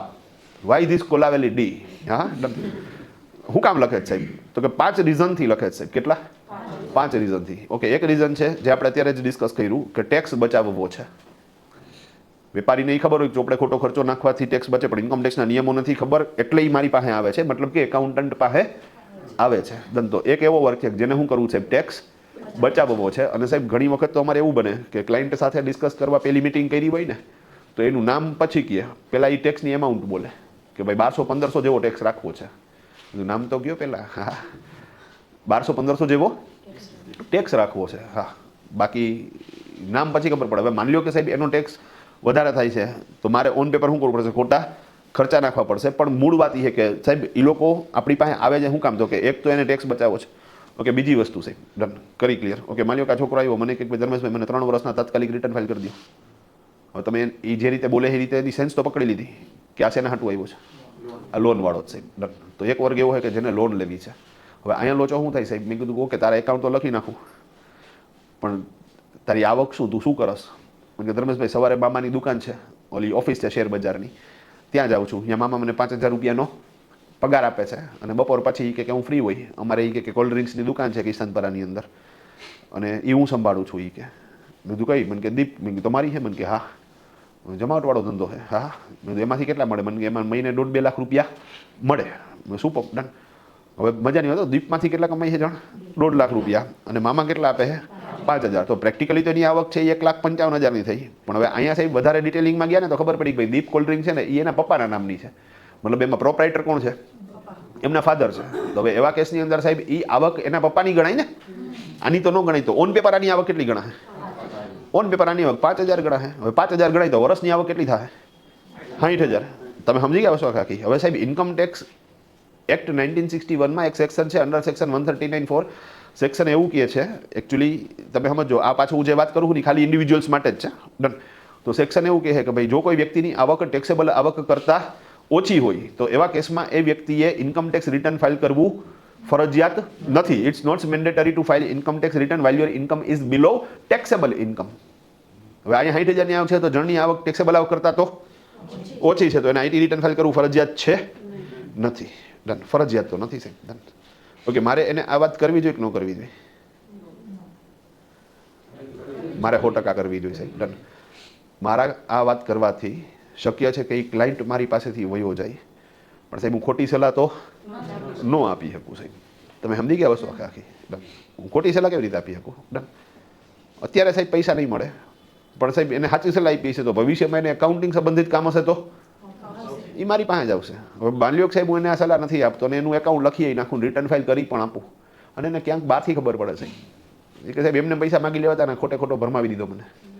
આપણે તો મરી જવાનું રહીએ ને સાહેબ, અરીસાની સામે ઉભા રહી તો આપણને તો શરમ આવે કે યાર અહીંયા આવા ધંધા કરી રહ્યા છે. હા, ઓલા છોકરાઓ ખાતા હોય સાહેબ રોટલી તો આપણને એમ થાય કે આ તો હરમના પૈસાની આવી છે. હા, તો એ મેળ જ ન પડે. સલાહ તો સાચી જ દેવાની થાય. મેં કીધું ભાઈ તારી આ ઓન પેપર કેટલા રૂપિયાની છે? 60000ની છે. અને ઇન્ડિવિજ્યુઅલ્સ માટે ઇન્કમ ટેક્સનો નિયમ છે કે ભાઈ જો તમે ટેક્સેબલ આવક નથી ધરાવતા તો એવા કેસમાં આઈટી રિટર્ન ફાઇલ કરવું ફરજિયાત નથી. હા, પછી તમારો ટીડીએસ કપાવાનો હોય અને ટીડીએસ રિફંડ લેવાનો હોય તો રિટર્ન ફાઇલ કરવું જ પડે. પણ આ હું તમને એક નોર્મલ વાત કરું છું ભાઈ. ક્લિયર છે આખી વાત? Hello done. તમે જરૂરિયાત નથી તો હું કામ કરશ? કારણ કે 3 વર્ષના એકાઉન્ટ લખવાના રિટર્ન ફાઇલ કરવા કંઈ હું મફત તો નહીં કરી દઉં. હું એની પર યરનું તારી પાસે 2,500-3,000 જેવો હું કરીશ ચાર્જ લઈશ તો 9,000માં પડશે. જ્યારે ખરેખર તારે જરૂરી નથી. મને કે 9,000 નહીં પણ 10,000 છે પણ કરવું એ વાત ફાઇનલ છે કારણ કે મારે લોન લેવી છે. તમે સમજી ગયા હો ને? હવે સાહેબ મજાની વાત કે લોન લેવા હાટું એને એકાઉન્ટ લખવું છે. હવે હું એકાઉન્ટ એનું એવી રીતે લખું કે આવા 60,000 દેખાય. કઈ બેંકવાળો લોન દે? કોઈ નહીં દે. તો મજાની વાત એ કે એને લોન નહીં મળે સાહેબ. તો હવે આવા કેસમાં મારે શું કરવું પડશે? તો કે આવા કેસમાં મારે થોડુંક ઊંધું ગાલવું પડશે ને મારે ઓન પેપર એની આવક વધારવી પડશે. તમે સમજી ગયા? ઓન પેપર મારે એની આવક વધારવી પડે. મારે એવું દેખાડવું પડે કે ભાઈ છે એ પોતે અહીંયા દીપની અંદર નોકરી કરે છે અને એમના પપ્પા છે એમને શું કરે છે તો કે ભાઈ 40,000 રૂપિયાનો પગાર આપે છે. તમે સમજી ગયા વસ્તુ આખી? હવે અહીંયા એક કાંકરે 2 પંખી મળશે કારણ કે એના પપ્પાને પગાર આપશે તો નેચરલી એના પપ્પાનો પ્રોફિટ ઘટશે અને આનો પ્રોફિટ વધશે તો ત્યાં આવક ઓલરેડી વધારે છે તો એ સેટ થશે અને આને આવક દેખાડવાની જરૂરિયાત છે તો ચિંતા નથી. પણ અમે એન કેન પ્રકારે શું કરી નાખશું તો કે 12 ચોખ્ખું 48 તો 4,80,000 અને 60,000 રૂપિયા ઓલા ટોટલ 5,40,000 રૂપિયા દેખાડતું 40,000નો ખર્ચો દેખાડી દેવું 5 લાખની નેટ ઇન્કમ દેખાડીને વાર્તા પૂરી કરી નાખશું. ભાઈ ક્લિયર છે? હવે મજાની વાત કે જો સાહેબ બેંકમાં એ લોકોની 60,000ની જ આવક દેખાતી હોય તો બેંકવાળા જોવે કે ભાઈ મહિને 5,000 કમાય તો આમાં પર્સનલ ખર્ચો ન નીકળતો એમ આપતા કેવી રીતે ભરશે તો લોન રિજેક્ટ કરે. પણ સાહેબ 5 લાખની આવક દેખાતી હોય તો જોવે કે ભાઈ 40-50,000 રૂપિયા મહિને શું થાય છે? કમાય છે. તો કે કામ કરો 20-22,000નો હપ્તો ભરી શકે એટલા માટે એલિજિબલ ગણીને અને લોનની પ્રક્રિયા માટે પ્રોસીડ કરો. અગેન પ્રોસીડ કરો. એવું નથી કે એને લોન મળી ગઈ પણ એને પ્રોસીડ કરી દેશે. દેશી ભાષામાં એ મારી પાસે જે હેતુથી આવ્યો છે એ હેતુ એનો શું થાય છે? પૂર્ણ થાય છે. તો અહીંયા તમે જ્યારે કોઈનું અકાઉન્ટિંગ લખવાનું શરૂ કરો તો ત્યારે એ વસ્તુ સમજો કે એણે એક્ઝેક્ટ શું કામ લખાવું છે નામું તમારી પાસે. કોઈ વેપારી એવો નથી જે સાચો નફો જાણી દો મને એના હાટું નામું લખાવું છે. તમે સમજી ગયા એના હાટું કઈ પૈસા એ નથી દેતો સાહેબ. હા, એ એનો એમ જાણો ટૂંકમાં એને ટેક્સ બચાવવો છે તો એ રીતે નામું લખવું પડશે, એને લોન લેવી છે તો એ રીતે નામું લખવું પડશે. ઓકે, અમુક લોકોનું નામું છે ને સાહેબ એ ફરજિયાતવાળું છે. ઓકે, ટ્રસ્ટ છે, એસોસિએશન છે, સોસાયટી છે, પાર્ટનરશિપ ફર્મ છે, પ્રાઇવેટ લિમિટેડ કંપની છે, લિમિટેડ કંપની છે, એ બધાનું રજિસ્ટ્રેશન થાય ને સાહેબ એટલે નામું લખવું ફરજિયાત છે. ડન, એને લખવું જ પડશે, એને રિટર્ન ફાઇલ કરવું જ પડશે. એ સિવાય એની પાસે ઓપ્શન જ નથી. હવે માર્કેટમાં ટ્રસ્ટ કેટલા તો કે ઢગલો. હવે ટ્રસ્ટમાં એ લોકો સાહેબ પ્રવૃત્તિ ન કરતા હોય ને તો એને શું કરવું પડશે? રિટર્ન તો ફાઇલ કરવું જ પડશે, તો જ એ ટ્રસ્ટની માન્યતા રહે. ઘણી વખત એવું બને પાર્ટનરશિપમાં મળ્યો કે સાહેબ અમે ડિસાઇડ કર્યું કે આપણે પાર્ટનરશિપમાં એક બિઝનેસ ચાલુ કરીએ અને સાહેબ અમે આવતીકાલે જ ડિસાઇડ કરી નાખ્યું ને ડીડાઈ શું કરી નાખ્યું એની બનાવી નાખી. પછી મેં કીધું ક્યારે ચાલુ કરશું? તો કે ભાઈ આપણે 14 જાન્યુઆરી પછી કમૃતા ઉતરે એટલે ચાલુ કરી દઈ. પછી પાછું ઠેકાણું તો ટૂંકમાં એ કે હવે ઓડાસ્ટક ઉતરે એટલે ચાલુ કરી દઈ. ઓડાસ્ટક પછી ચાલુ કર્યું પણ ત્યાં એપ્રિલ આવી ગયો. તો પ્રેક્ટિકલી સાહેબ પર્ટિક્યુલર ફાઇનાન્શિયલ યર 25-26ની અંદર ડીડ બની ગયું છે પણ ફાઇનલી એક્ટિવેટ ક્યારે થઈ પાર્ટનરશિપ? 26-27માં. તમે સમજી ગયા? તો 25-26માં ભલે સાહેબ એક ટ્રાન્ઝેક્શન છે ન થયું હોય છતાં તમારે 0-0 ફિગરથી એ શું કરવું પડશે? રિટર્ન તો ફાઇલ કરવું જ પડશે. તમે ટ્રસ્ટ કોઈ બનાવી નાખ્યું પછી એમાં ટ્રસ્ટમાં પ્રવૃત્તિ ભલે 1 વર્ષ પછી કરો, 2 વર્ષ પછી કરો, પણ જો એક વખત ટ્રસ્ટ બોર્ડ ઉપર આવી ગયું એટલે તમારે એના રિટર્ન તો ફાઇલ કરવા જ પડશે. સિમ્પલ છે. તો એક વર્ગ એવો છે કે જે લોકોને ફરજિયાત છે ને એટલે તમારી પાસે સાહેબ રિટર્ન ફાઇલ કરાવવા માટે આવે છે. ઘણી વખત એવું થાય સાહેબ કોઈ સોસાયટીનું એકાઉન્ટ છે તો એ લોકોને કાંઈ પ્રોફિટ સેટ નથી કરવાનો. તમે સમજી ગયા? એમાં જે રિયલ છે એ જ દેખાડવાનું છે. બીજું નંબર ઓફ ટ્રાન્ઝેક્શન છે કેવા હોય છે? બહુ ઓછા હોય, બહુ લિમિટેડ હોય, કેમ કે કોઈ બિઝનેસ ટ્રાન્ઝેક્શન્સ તો નથી. પણ જો એ રિટર્ન ફાઇલ ન કરે ને સાહેબ તો જે એનો સોસાયટીનો પ્રમુખ હોય ને એ ફિટ થઈ જાય. તો આવા કેસમાં તો સાહેબ આ એકાઉન્ટ હું કહું ખરેખર લગડી આપણે હાટું. કાં તો સાહેબ તમે આના 1500 થાય તો એ 1500 દે, એમાં 1 રૂપિયો કાપે નહીં. ખાલી એનું એક્સપેક્ટેશન શું હોય તો કે સાહેબ ટાઈમે રિટર્ન ફાઇલ કરી દેજો. કાં તો કે પ્રમુખ જો તમે રિટર્ન ફાઇલ નથી કરતા તો જેલમાં તો પ્રમુખ જાય, પણ પૈસા પ્રમુખે પોતે પોતાના ખિસ્સામાંથી નથી આપવાના. તો એ તો નેચરલી સારો વ્યક્તિ જ ફાઇન્ડ કરશે ને. એ કોઈ નબળો વ્યક્તિ તમારી અહીંયા શું જવાબદારી આવશે? તો કે અહીંયા તમારે એવી રીતે નામ લખવાનું સાહેબ તમારું ટાઈમ ટુ ટાઈમ શું થવું જોઈએ? રિટર્ન ફાઇલ થવું જોઈએ. હા, તમારો ફોન ઉપાડવો જ જોઈએ ટૂંકમાં, ઇઝી. અને એ ડિસિપ્લિન તમારે મેન્ટેન કરવી પડે. બાકી કામ હેલું છે. પણ અગેન એક વર્ગ એવો છે કે જે લોકોને ટેક્સ બચાવવો છે, એક વર્ગ એવો છે કે જે લોકોને લોન લેવી છે, એક વર્ગ એવો છે કે જે લોકો માટે એકાઉન્ટ લખવું અને ટાઈમે રિટર્ન ફાઇલ કરવું ફરજિયાત છે. ઓકે, એક વર્ગ એવો છે કે જેને વિઝા લેવા છે.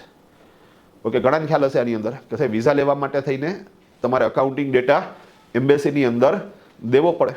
હવે વિઝામાં સાહેબ 2 પ્રકાર આવે, એક વિઝિટર વિઝા આવે અને એક PR આવે. વિઝિટર વિઝાની મોટી વાત કરું તમને તો અમુક કન્ટ્રીઓ એવા છે કે સાહેબ એની અંદર ખાલી તમે બેંકનું સ્ટેટમેન્ટ આપી દો ને તો તમને શું કરી દે? એ લોકો વિઝા આપી દે. જેમ કે તારો દુબઈ જવું છે કે સિંગાપોર, મલેશિયા જવું છે તો સાહેબ તમારા બેંકના સ્ટેટમેન્ટ આપી દેવાના અને એમાં 3-4 લાખ રૂપિયા પડ્યા હશે તો તમને શું કરશે? વિઝા આપી દેશે. ઓકે, અમુક કન્ટ્રીમાં તો સાહેબ ઓન અરાઇવલ વિઝા છે. શ્રીલંકા જવું હોય તો સાહેબ અહીંથી બેસી જાવ, ત્યાં જઈને સીધા એરપોર્ટ ઉપર જ શું કરો? તમે વિઝા એપ્લાય કરી દો, તમને મળી જશે કોલંબોની અંદર. ડન. પણ અમુક કન્ટ્રીમાં સાહેબ તમારે બુક્સ ઓફ અકાઉન્ટ્સ દેવા પડે છે. હવે મજાની વાત કે આપણને કેમ ખબર પડે? જેને વિઝા લેવા છે એનો ટૂર ઓપરેટર જે રીતે આપણને ગાઈડ કરે એ રીતે આપણને ખબર પડે. હવે માની લો કે ઓસ્ટ્રેલિયા, ન્યુઝીલેન્ડ છે, હું મોટી વાત કરું, આ જ નિયમ છે એવું માની ન લેતા, પણ માની લો કે ઓસ્ટ્રેલિયા, ન્યુઝીલેન્ડ છે તો અહીંયા 50 લાખની કેપિટલ માંગે છે, યુકેની અંદર કરોડની કેપિટલ માંગે છે અને યુએસની અંદર 2 કરોડની કેપિટલ માંગે છે ફરવાના વિઝા હાટું. હવે અહીંયા પાછો પ્રશ્ન એ થાય કે સાહેબ આપણે વિઝા લેવા માટે ગયા તેનો મતલબ કે આવવા જવાની ટિકિટ, ત્યાં રહેવાના વાઉચરથી તો બધું છે, તો પછી આટલી બધી એમાઉન્ટ છે ને હાટું માંગે છે.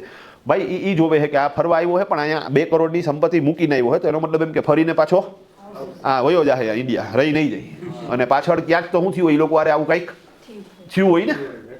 એ લોકો આ શું ભાઈ દૂધના દાજેલા હોય, તમે સમજો વસ્તુ આખી કે ભાઈ ગયા હોય ફરવાના નામે અને પછી અહીંયા ગુમ થઈ ગયા હોય. હવે અહીંયા સાહેબ એના બાપને ન મળતો હોય, ત્યાંની પોલીસને થોડો મળે અને કાગડા બધાય કાળા છે સાહેબ, તમે સમજો વાત. તો આના ખરેખર તો કાગડા અહીંયા સાહેબ એવી ઇલીગલ એજન્સીઓ હોય છે કે જે એજન્સીઓ એને સાવરતી હોય ટૂંકમાં, મતલબ એને કામ હોપે, એને પૈસાનો મેળ કરાવી દે, ટૂંકમાં આવકનો મેળ કરાવી દે.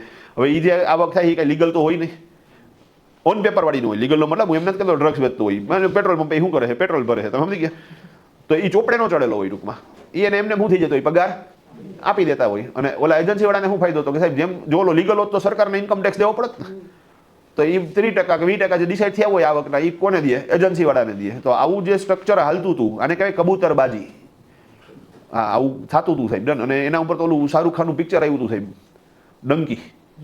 તો ડંકી પિક્ચર છે સાહેબ, એકચ્યુઅલી એના બેઝ ઉપર છે આખે આખું કે ફોરેનમાં ઇલીગલ રીતે લોકો કેવી રીતે રહે છે. તો અગેન અહીંયા જે મૂળ કહેવાનો તાત્પર્ય હતો સાહેબ, ડન. કે સાહેબ આ લોકો એટલે જ કરે કે ભાઈ 2 કરોડની સંપત્તિ મૂકીને આવ્યો છે તો ફરીને શું થાય, પાછો આવતો રહે. તો જે કન્ટ્રીમાં વિઝાના જે નિયમો છે એમાં અકાઉન્ટિંગ જે રીતે દેવાનું છે એ ટૂર ઓપરેટર સાથે એક વખત કન્સર્ન કરી અને એ મુજબ એનું એકાઉન્ટ લખો તો એને પ્રોપરલી શું થઈ જાય સાહેબ, વિઝા મળી જાય. ઘણી વખત સાહેબ અમારે એવું થાય, માની લો કે આ છોકરો છે એને અમેરિકા જવું છે, હવે અમેરિકા જવું છે, ફરવા માટે જવું છે અને 2 કરોડની સંપત્તિ માગે છે. હવે બાપુજી અડીખમ છે, તમે સમજી ગયા છો, અને પૈસા ઢગલો છે, પણ આપણે અહીંયા પુરુષ પ્રધાન અને પિતા પ્રધાન દેશ છે. મતલબ કે તમે સમજો જેટલી સંપત્તિઓ હશે એ બધી કોના નામે હશે, બાપુજીના નામે હશે. પણ બાપુજીને વાંધો નથી, એ જાય એમાં. તો એ આવ્યા મને કે ભાઈ હવે આના ચોપડે કંઈક મૂડી દેખાડવી હોય તો શું કરવાનું. હવે એના ટૂર ઓપરેટરે એવું સજેસ્ટ કર્યું કે કામ કરો, તમારો કોઈ એક ફ્લેટ છે માની લો 2 કરોડ રૂપિયાનો, તો એ ફ્લેટ તમે ઓન પેપર પાવર ઓફ એટર્નીથી આના નામે ટ્રાન્સફર કરી નાખો. દસ્તાવેજ નહીં એટલે હાટું કે દસ્તાવેજમાં પાછું ઓલું સ્ટેમ્પ ડ્યુટીની શું થાય, મગજમારી થાય ટૂંકમાં. તો કે પાવર ઓફ એટર્નીથી ટ્રાન્સફર કરી નાખો એટલે બાપુજીના બેલેન્સ શીટમાંથી નીકળી જાય, આના બેલેન્સ શીટમાં ચડી જાય. પછી ફ્લેટનો દસ્તાવેજ તો સાહેબ જૂનો હોય તો એ તો ઓછી કિંમતનો બન્યો હોય ને, તો એનું પાછું અત્યારે માર્કેટ વેલ્યુએશન મુજબ વેલ્યુએશન રિપોર્ટ કઢાવો, એના ઉપરથી પાછું ઓડિટ રિપોર્ટ તૈયાર કરાવો. અને હવે સાહેબ બેલેન્સ શીટમાં મારે એ દેખાડવાનું હોય, માની લો દસ્તાવેજ 3 લાખનો તો બેલેન્સ શીટમાં તો 3 લાખથી જ દેખાય, પણ હારે મારે બેલેન્સ શીટની નીચે શું કરવું પડશે, એનો વેલ્યુએશન રિપોર્ટ મૂકવો પડશે. હારે એ ભલે ઓડિટેબલ ન હોય છતાં મારે સીએ પાસે ઓડિટ કરાવવું પડશે ને ઓડિટ રિપોર્ટ એ મૂકવો પડશે ને. એ પ્રોપર ડેટા જો એમ્બેસીમાં જશે તો એમ્બેસી વાળા માનશે કે ભાઈ ઓકે ભાઈ વાંધો નથી, તમે સમજી ગયા, તો એને વિઝા મળી જશે. તો ઇઝી. આપણે એ વસ્તુ સમજવાની છે કે આપણો ક્લાયન્ટ કયા રીઝનથી આપણી પાસે એકાઉન્ટ લખાવવા માટે આવ્યો છે અને એ પ્રોપર રીઝન એનું શું થવું જોઈએ સાહેબ, સોર્ટ આઉટ થવું જોઈએ. તો એ તમને જે પૈસા આપે છે વસૂલ. અધરવાઇઝ સાહેબ એ રૂપિયો વેસ્ટ થઈ ગયો સાહેબ, એ તમે આરામ ન લીધો પ્રેક્ટિકલી. એનો પ્રોબ્લેમ તો શું થવો જોઈએ, સોલ્વ થવો જોઈએ સાહેબ. તમારા એફર્ટ્સ 100% હોવા જોઈએ, પછી એનું જે થવું હોય એ થાય. હવે માની લો કે એ અગાઉ લંડન ગયો તો સાહેબ ને અહીંયા કાંડ કરીને આવ્યો હોય ને પાસપોર્ટમાં લાલ લીટા લાગી ગયા હોય ને, એને હિસાબે એને અહીંના વિઝા ન મળે તો વાત અલગ છે, તમે સમજી ગયા. પણ આપણે તો આપણા 100% દઈ દેવાના, ઇઝી પ્રોસેસ. ઓકે. પીઆર માટે થઈને વાત કરો તો પીઆર તો પરમેનન્ટ રેસિડન્સ, તો તમે તો અહીંયા કાયમી સ્થિર થવા માટે જ જાઓ છો. તો એવા કેસમાં સાહેબ તમારા બેલેન્સ શીટની અંદર લાયબિલિટી ન હોવી જોઈએ. હવે અહીંયા કાર ઉપર લોન આવતી હોય, હવે કાર લીધી હતી 20 લાખ રૂપિયાની, પણ હવે છેલ્લે સાહેબ 68,000ના હપ્તા ભરવાના બાકી છે, બાકીના બધાય ભરાઈ ગયા છે. તો હું સજેસ્ટ કરું કે ભાઈ સાહેબ આ પેલા 68,000 શું કરતા આવો, તમે ભરતા આવો, એનઓસી લેતા આવો, નો ઓબ્જેક્શન સર્ટિફિકેટ લેતા આવો.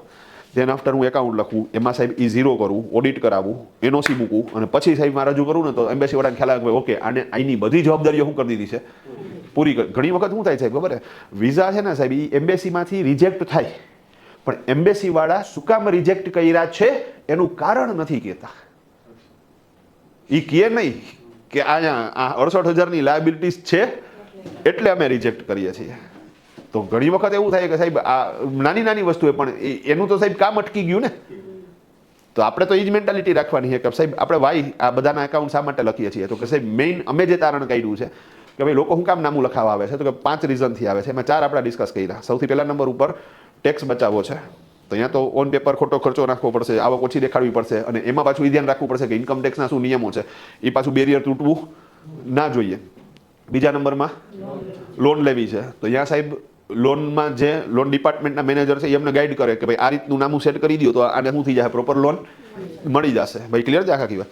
ઓકે. ત્રીજા નંબર ઉપર ફરજિયાત છે, યા એ ધ્યાન રાખવાનું છે કે સાહેબ ટાઈમ ટુ ટાઈમ એનું શું થવું જોઈએ, રિટર્ન ફાઇલ થવું જોઈએ. ચોથા નંબરમાં વિઝા લેવા છે, કાં તો ફરવાના વિઝા લેવા છે, કાં તો પીઆર લેવા છે. અને 5મા નંબરની અંદર સાહેબ મૂડી ઊભી કરવા માટે આપણે નામું લખવાનું. આ ટોપિક આખો બ્લેક મની વ્હાઇટ મનીનો સેમિનાર પતશે ને પછી સમજાય. ભાઈ ક્લિયર છે આખી વસ્તુ? તો અત્યારે જે ડિસ્કશન આવતું હતું કે ભાઈ સ્કૂલ કોલેજમાં ભણીએ છીએ ત્યારે સમજીએ છીએ કે એકાઉન્ટ શા માટે લખવું અને પ્રેક્ટિકલ એકાઉન્ટ શા માટે લખાય છે, આ બે વચ્ચે ડિફરન્સ તો છે સાહેબ. ડન. તો એ અન્ડરસ્ટેન્ડિંગથી જ આપણે આ કોર્સને આગળ વધારવો પડે. તો અહીંયા હું જે મૂળ વાત આવતી હતી કે ભાઈ ઓરિજિનલ એકાઉન્ટ એટલે શું અને પર્સનલ એકાઉન્ટ એટલે શું. તો ઓરિજિનલ એકાઉન્ટનો મતલબ રિયલમાં કોઈ ફોર્મ છે, ટ્રાન્ઝેક્શન્સ થાય છે, ડોક્યુમેન્ટ બને છે, ડોક્યુમેન્ટ ઉપરથી તમે એકાઉન્ટિંગની એન્ટ્રી કરો. તો અહીંયા વર્ષ દરમિયાન તો તમે ડોક્યુમેન્ટ ઉપરથી એન્ટ્રી કરી છે તો નફો તો સાચો દેખાડશે. હવે સાહેબ વેપારીની ઈચ્છા આવી એક મહિના મારે નફો સાચો દેખાડવો નથી, તો કાંઈ વાંધો નહીં, આપણે ખોટા શું કર્યા ચોપડે ખર્ચા નાખ્યા, આવક ઓછી દેખાડીને એન કેન પ્રકારે પ્રોફિટ ઘટાડી નાખો. હવે મૂળ વાત એવી કે એન કેન પ્રકારે પ્રોફિટ ઘટાડી નાખો તો એવા કેસની અંદર ચોપડામાં એવું દેખાય કે ભાઈ તમારો નફો છે એ ઓછો છે. માની લો હમણાં જ મેં એક્ઝામ્પલ આપ્યું કે ભાઈ મારી ટોટલ આવક 20 લાખની, ધંધાનો ખર્ચો 5 લાખનો, નેટ પ્રોફિટ 15 લાખનો. ભાઈ સમજી ગયા? તો ખરેખર પ્રોફિટ કેટલો છે? 15 લાખનો. ખરેખર ખાનામાં કેટલા રૂપિયા આવ્યા છે? 15 લાખ. પણ ઇન્કમ ટેક્સના ચોપડા રજૂ કર્યા એમાં કેટલા દેખાડે છે? 5 લાખ. ભાઈ સમજી ગયા?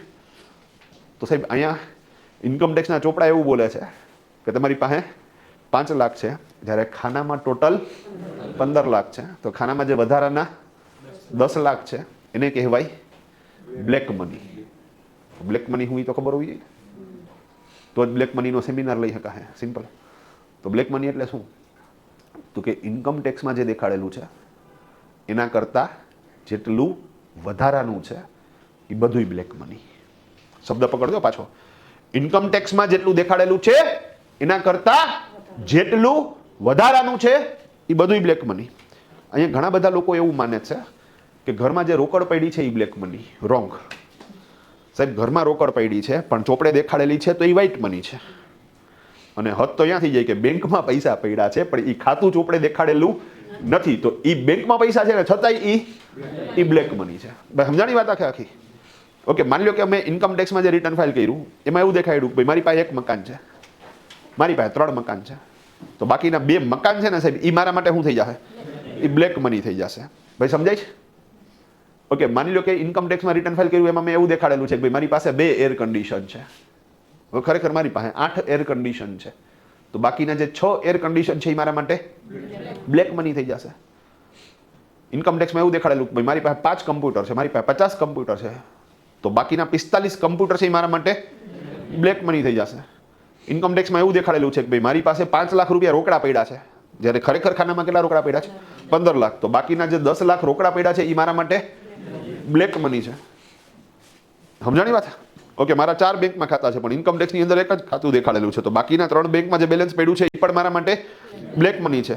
ઓકે, ઇન્કમ ટેક્સમાં એવું દેખાડેલું કે મારી પાસે 50 તોલા સોનું પડ્યું છે, મારી પાસે 5 કિલો સોનું પડ્યું છે, તો બાકીનું જે સોનું પડ્યું છે એ મારી માટે બ્લેક મની છે. તો સમજાય છે વસ્તુ આખી? તો જે ચોપડે દેખાડેલું છે એના કરતાં જેટલું વધારાનું થાય એ બધું શું થઈ જશે? તમારું બ્લેક મની. ઓકે, જ્યારે આ લોકો બ્લેક મનીને કેલ્ક્યુલેટ કરે તો એને એ કેલ્ક્યુલેટ કેવી રીતે કરશે? તો કે સાહેબ માની લો કોઈ વસ્તુ વધારાની નીકળી તો એ નવી લેવા જાવ ત્યારે શું ભાવે આવે? હું એક્ઝામ્પલ આપું તમને.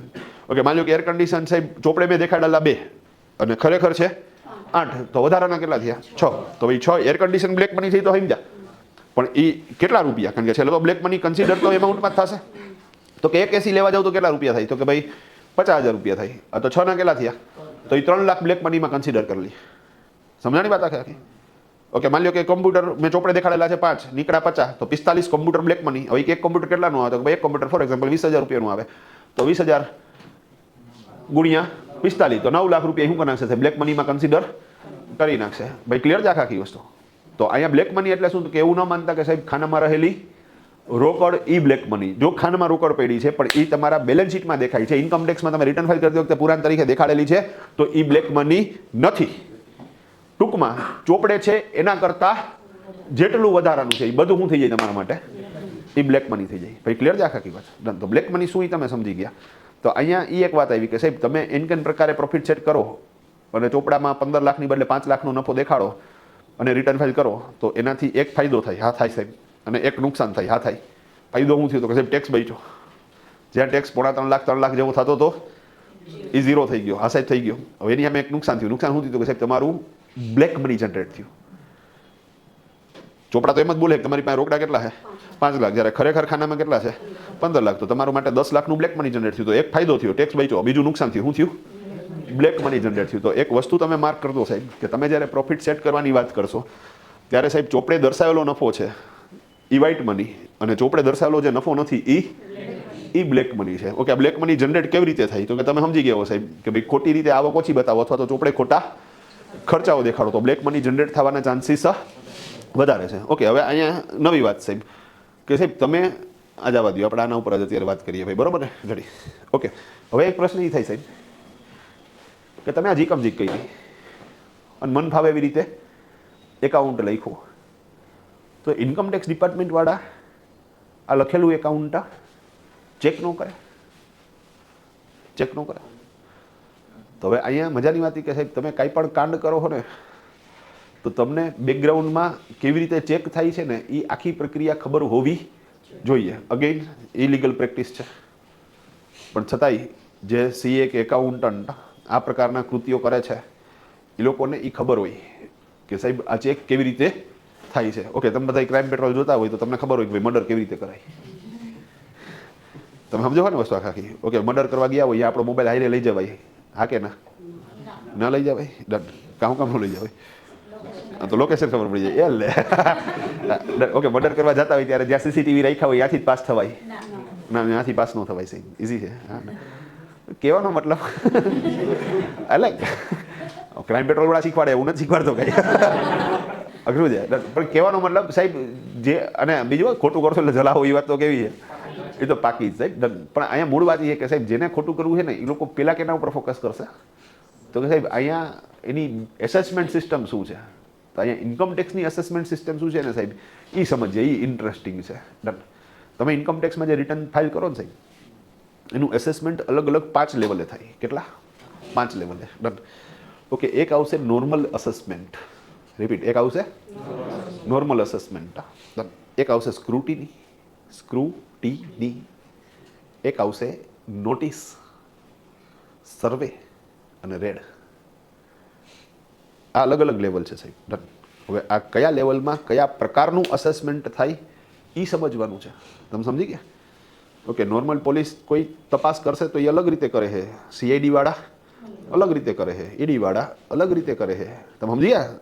બધાનું કામ તો તપાસ કરવાનું જ છે, પણ બધાનું અસેસમેન્ટ પ્રોસેસ કેવું છે સાહેબ અલગ અલગ છે. એમ ઇન્કમ ટેક્સના પોઈન્ટ ઓફ વ્યૂથી વાત કરી, કારણ કે આપણે તો અકાઉન્ટિંગ ઇન્કમ ટેક્સ સમજીએ છીએ, તો એમાં એસેસમેન્ટ લેવલ કેટલા છે સાહેબ? 5. ઓકે, સૌથી પહેલાં નોર્મલ અસેસમેન્ટ. ઓકે, હવે પ્રશ્ન થાય સાહેબ આનો મતલબ શું એક્ઝેક્ટલી? નોર્મલ અસેસમેન્ટ એટલે શું? ઓકે, નોર્મલ અસેસમેન્ટનો મતલબ થઈ તમે જે ઇન્ફોર્મેશન ઇન્કમ ટેક્સ ડિપાર્ટમેન્ટમાં અકાઉન્ટિંગ રિપોર્ટના સ્વરૂપમાં આપો છો એ બધી જ ઇન્ફોર્મેશન સાચી છે એવું એ લોકો માની લે. તમે સમજ્યા? તમે જે ડિટેલ આપી કે ભાઈ મારું આપણે નોર્મલી જો તો ફાઇનલ રિપોર્ટ સબમિટ કરવાના થાય, trading account, profit and loss account, balance sheet, capital account, તો તમે જે ડેટા ઇન્કમ ટેક્સને આપો ને એ સાચું છે એવું એ લોકો માની લે. એ લોકો બહુ ડિટેલમાં ચેક ન કરે છે. તમે કહો કે ભાઈ મારી ખરીદી 40 લાખની છે, તો કે બરોબર તારી ખરીદી 40 લાખની છે, બધું ચેક કરવું હોય તો બિલ આપું? મને ના ના ભાઈ ભરોસો છે તારી ઉપર કે હા. મેં તો એમ નહીં, થર્ડ પાર્ટી યારે ચેક કરવું હોય, મેં કોની પાસેથી માલ લીધો તો એને બોલો અરે ના એ કે ડન, તું જે કે એ બધું સાચું જ છે એ કે હા ડન. મને કે વેચાણ કર્યું, વેચાણ 50 લાખનું, મને કે બરોબર છે. મેં કીધું બિલ જોઈ છે? મને કે ના નથી જોતા. એ કે થર્ડ પાર્ટી યારે ક્રોસ નથી કરવા, તું કે તો બરોબર છે 40 લાખની ખરીદી હોય તો 50 લાખનું વેચાણ તો હોય જ નહીં કે હા. 10 લાખનું ગ્રોસ પ્રોફિટ થયો, દેખાય જ છે કે 10 લાખનું જ ગ્રોસ પ્રોફિટ થાય. હા. મેં કીધું 5 લાખના ધંધાના ખર્ચા થયા. મને કે મોંઘવારી કેટલી? 5 લાખના તો ખર્ચા થાય નહીં કે હા. મેં કીધું બિલ આપું? મને કે ના કાંઈ જોતું જ નથી કે હા રેડી. બધું 5 લાખનો નેટ પ્રોફિટ થયો. મને કે ઓકે 5 લાખના નેટ પ્રોફિટ ઉપર કોઈ ઇન્કમ ટેક્સ ન આવે, હાલો નીકળો કે બીજો. હા તમે સમજી ગયા? તમે જે કયો એ માની લે. કેટલા ટકા કેસમાં? 97. ભાઈ સમજો વાત, કેટલા ટકા કેસમાં? 97% કેસમાં તમે જે રિટર્ન ફાઇલ કરશો ને સાહેબ એ સાચું છે એવું એ લોકો શું કરી લે? માની લે. હા. તમે કહો કેમ ભાઈ? ટાઈમ નથી એની પાસે, એક જણાને ડિટેલમાં ચેક કરવાનો ટાઈમ નથી. હા. તમે રાજકોટની જ વાત કરો સાહેબ, તો રાજકોટની અંદર ઇન્કમ ટેક્સ ડિપાર્ટમેન્ટમાં રાજકોટનો આખો જિલ્લો લાગુ પડે. ખાલી મોટી વાત કરું એક્ઝામ્પલ તરીકે, તો માની લો 3 લાખ કરદાતા છે. કરદાતા કેટલા છે? 3 લાખ. હવે એ લોકો રિટર્ન ફાઇલ કરશે. હા ડન. તો 3 લાખ જણાને ચેક કરવાની વાત આવશે.